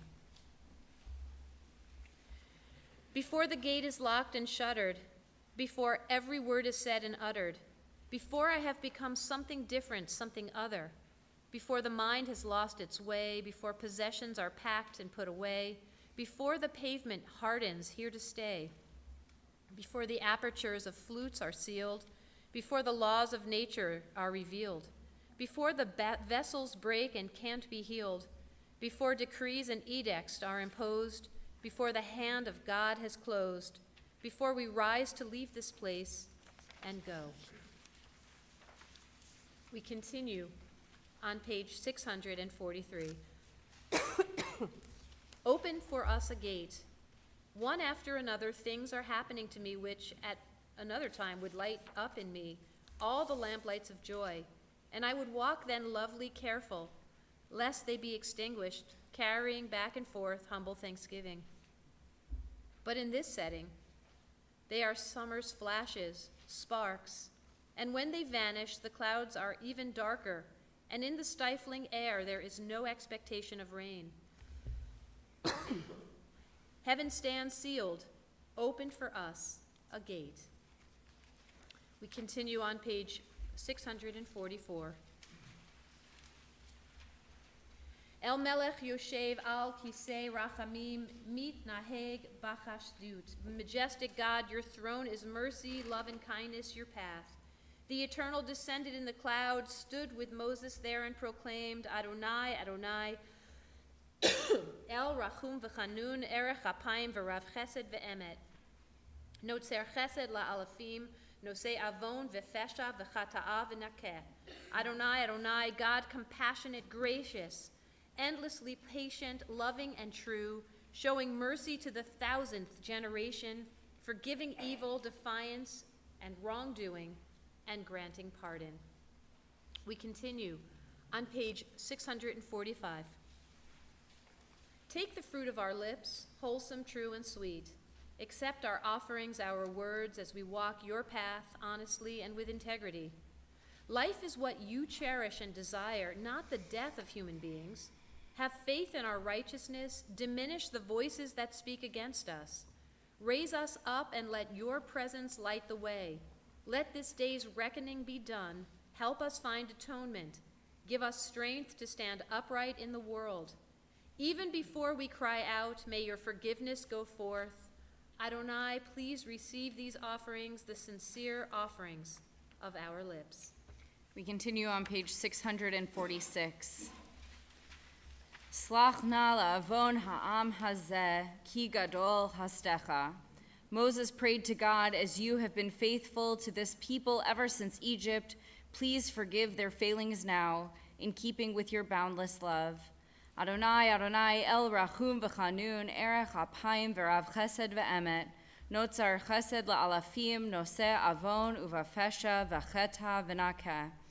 Adonai, Adonai, God compassionate, gracious, endlessly patient, loving, and true, show mercy to the 1000th generation, forgiving evil, defiance, and wrongdoing, granting pardon.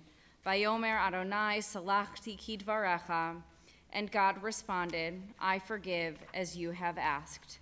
On page 649. And kat mislatecha ta'al lifnei chisei chvodecha, Malay Mishialot Am Miyuchadecha, Shomea Tfilat Ba'ad Adecha. May the prayers of those who struggle with prayer reach your presence. May the people who say, Hear, O Israel, come to know you as the one who hears. Great giver, Israel's eternal hope, you are rich in forgiveness. Though you dwell on high, your compassion is present here and now. Shelter us in the shade of your presence. When you look into our hearts, be kind. Set us on the right path. Come to us, our God. Please be my strength. Hear the ache in our voices, the pain of our plea. Most high and hidden, we yearn to hear, I have forgiven. A broken people hungers for your care and protection. Answer us with righteousness. Inspire us with awe. Adonai, be our help. Give us strength. We continue with the singing of Kianu Amecha on page 650.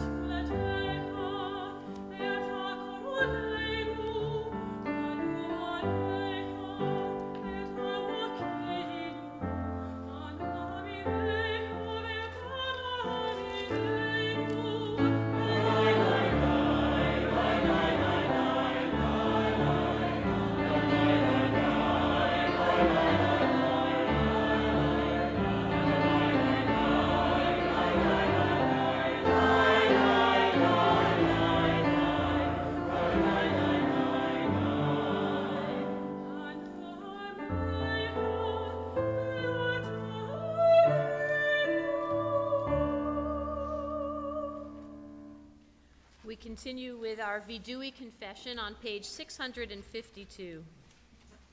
How do we offer the Nila confession with honesty and humility? We are insolent, but you, God, are compassionate and gracious. We are stubborn and stiff-necked, but you are slow to anger. We persist in doing wrong, but you are the essence of mercy. Our days are a shadow passing by, but you are existence itself, your years never ending. We continue with Ashamnu on page 653.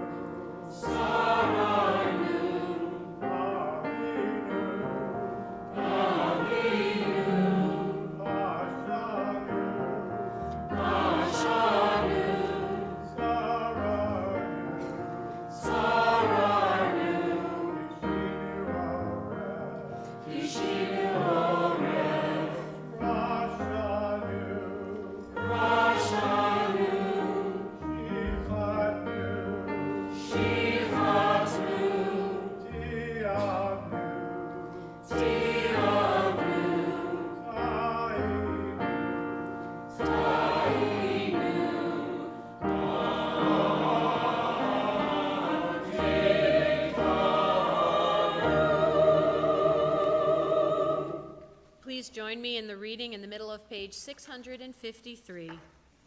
Of these wrongs we are guilty. We betray, we steal, we scorn, we act perversely. We are cruel, we scheme, we are violent, we slander, we devise evil, we lie, we ridicule, we disobey, we abuse, we defy, we corrupt, we commit crimes, we are hostile, we are stubborn, we are immoral, we kill, we spoil, we go astray, we lead others astray. What can we say to you whose existence is beyond time and space? What words of ours can reach your realm beyond the clouds, beyond heaven itself? Every hidden mystery, every revelation, surely you know them all. We can. What page? 654. I skipped it. Oh, 656, go ahead. We continue on page 656. And yet, from the beginning you set us apart. We stand before you uplifted by your unique awareness of humanity. With love, you have given us this day of atonement to make an end of moral aimlessness through pardon and forgiveness, to make an end of our abuse of power, to welcome our wholehearted return to the ways you desire. And you, in your manifold mercy, may you be merciful to us, for the world's destruction is not your desire. As it is said in the prophets, search for eternity while there is time, cry out when God is near. Let those who do evil give up their ways and the wicked their designs. Let them return to God, who will show them compassion, to our God, whose forgiveness abounds. We continue on page 658. And you, Holy One of forgiveness, compassionate, gracious, endlessly patient, loving, and true, you are the wellspring of generosity, wanting the repentance of those who do evil, not their demise. As it is said in the prophets, as I live, declares the eternal God, It is not my desire that the wicked shall die, but that the wicked turn from their evil ways and live. Turn back from all that leads you astray, house of Israel. Why choose death? For you are the forgiver of Israel. In every generation granting pardon to the tribes of Yeshurun, we have no God of forgiveness and pardon but you alone. We continue now with Avinu Malkeinu on page 662. Please rise.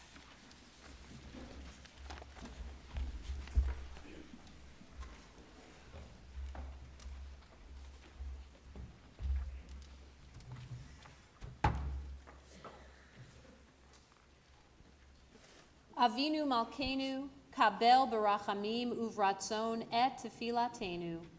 Avinu Malkeinu, almighty and merciful, welcome our prayer with love, accept and embrace it. Avinu Malkeinu, aseh leman rachmecha harabim. Avinu Malkeinu, act for the sake of your boundless compassion. Avinu Malkeinu, aseh imanu lema'an shemecha. Avinu Malkeinu, act toward us as befits your name. Avinu Malkeinu, chotmenu b'sefer parnasa v'chakala. Avinu Malkeinu, seal us in the book of sustenance and livelihood. Avinu Malkeinu, chotmenu b'sefer zichuyot. Avinu Malkeinu, seal us in the book of worthiness and merit. Avinu Malkeinu, chotmenu b'sefer slicha u'mechila. Avinu Malkeinu, seal us in the book of forgiveness and pardon. Avinu Malkeinu, chotmenu b'sefer chayim tovim. Avinu Malkeinu, seal us in the book of lives well lived. Avinu Malkeinu, chotmenu b'sefer geula v'yeshua. Avinu Malkeinu, seal us in the book of redemption and renewal. Avinu Malkeinu, maleh yadenu mibirchotecha. Avinu Malkeinu, let our hands overflow. Avinu Malkeinu, patach sharei shamayim litfilatenu. Avinu Malkeinu, let the gates of heaven be open to our prayer. Avinu Malkeinu, chadesh aleinu shana tova. Avinu Malkeinu, renew us for a year of goodness. Avinu Malkeinu, ein lanu melech ele ata. Avinu Malkeinu, we have no sovereign but you. Avinu Malkeinu, chonenu va'anenu, ki ein banu ma'asim. Aseh imanu sedaka v'chesed v'hoshienu. Avinu Malkeinu, almighty and merciful, answer us with grace when our deeds are wanting. Save us through acts of justice and love.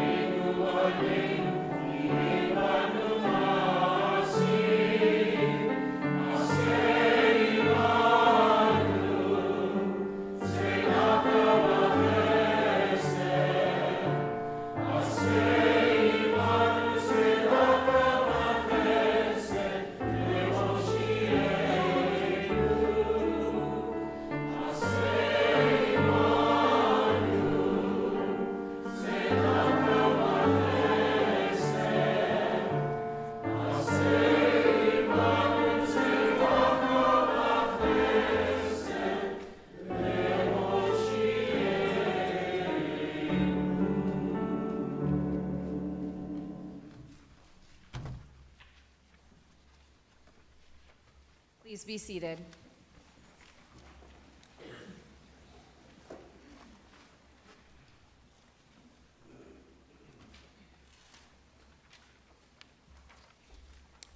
Good evening. We're almost there. I'm second to last, I think. Well, good evening. I'm Debbie Shadroff. Thank you to our ushers and our security team, the ASL interpreter, closed captioner, and of course our chauffeur, blower, Mitch Williams. And our High Holiday Choir, led by Jason. You guys are fantastic. For making this special worship experience possible. Yasher Koach to our Torah readers and honorees. And Shabbat and Erev Sukkot services are this Friday at 6:30 p.m. Thank you in advance for bringing your diaper donations with you when you come to the service. Join us in the social hall after services to break our fast as a community. A big toda rabah to our bakers for bringing in delicious treats. Gamar chamatima tova. It's my pleasure at this time to invite Mitch Williams to come join us, and we continue with the singing of Se'u Sha'arim on page 666.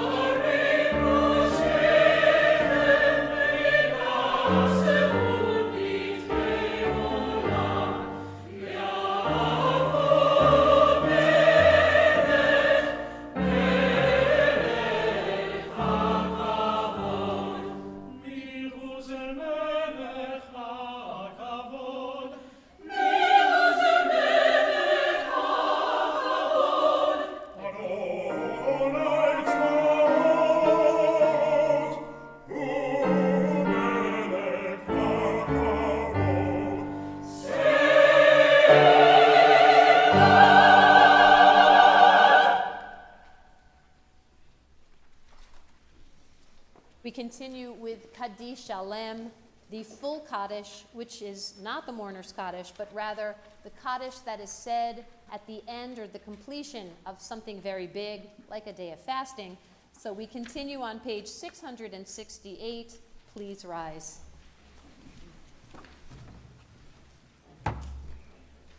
Yitgadal v'yitkadash shemei rabbah, v'yalma divrach irutei v'yamlich malchutei, b'chayei uvyomei uvchayei dechol beit Yisrael, ba'agalal uvizman kari v'imru amen. Yehei shmei rabbah mevarach leolam olmei almaya, yitbarach v'yishtabach v'yitpa'ar v'yitromam v'yitnaseh, v'yithadar v'yitaleh v'yitalal shemei dekudesha barichu, le'ela min kol birchata v'shirata, tush b'chata v'nechemata, da'amiran bi'alma v'imru amen. Tit kabel tzoloton uvaoton dechol Yisrael kodam avuhon di v'yishmaya v'imru amen. Yehei shlam araba min shemaya v'chayim aleinu v'al kol Yisrael v'imru amen. Osei shalom b'imromav hu ya'asei shalom aleinu v'al kol Yisrael v'al kol yoshvei tevel v'imru amen. We continue on page 672. Shema Yisrael, Adonai Eloheinu, Adonai Echad. Baruch Shem Kevod Malchuto Leolam Va'ed. Baruch Shem Kevod Malchuto Leolam Va'ed. Baruch Shem Kevod Malchuto Leolam Va'ed. Adonai Hu HaElohim, Adonai Hu HaElohim. Adonai Hu HaElohim, Adonai Hu HaElohim, Adonai Hu HaElohim, Adonai Hu HaElohim, Adonai Hu HaElohim. Adonai is God. We continue with the singing of Shema, Baruch Shem, and Adonai. Shem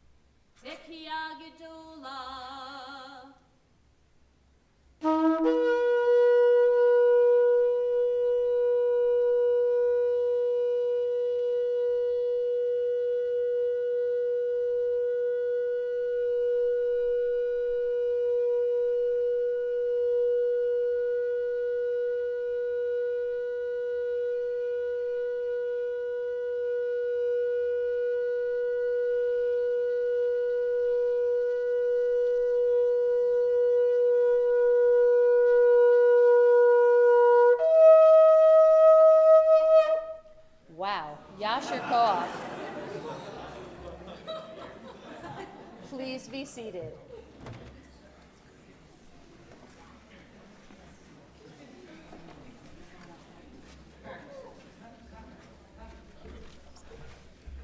It is my pleasure to invite forward our song leader, Cindy Michelasi, to lead us in Havdala.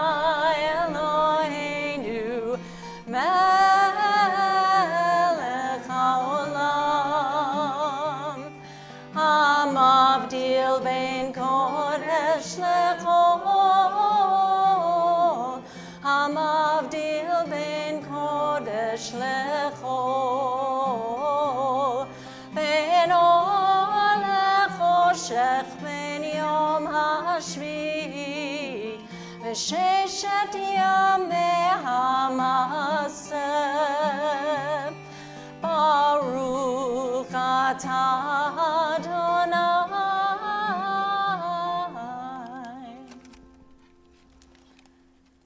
המבדיל בין קודש לחול המבדיל בין קודש לחול חטאותינו ימחול זרענו וכספנו ירבה כחול וככוכבים Balala, Shana Tova, Shana Tova, Shana Tova, Shana Tova, Shana Tova, Shana Tova, Shana Tova, Shana Tova, a good year, a year of peace. May gladness reign and joy increase.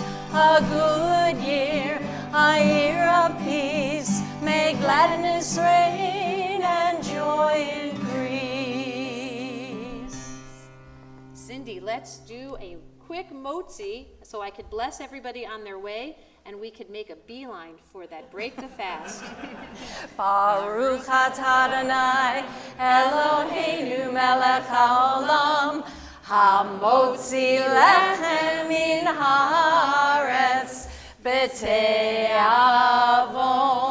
B'te'avon, may all of you be blessed. May God sustain you on your journey. May God grant you righteousness and love. And may our lives be built around Torah, hope, and peace. May this be God's blessing. Shana Tova. Shana Tova. Let's go eat. Cindy, thank you. Yeah, have some. Oh my God. It's like trough, you know? Beautiful.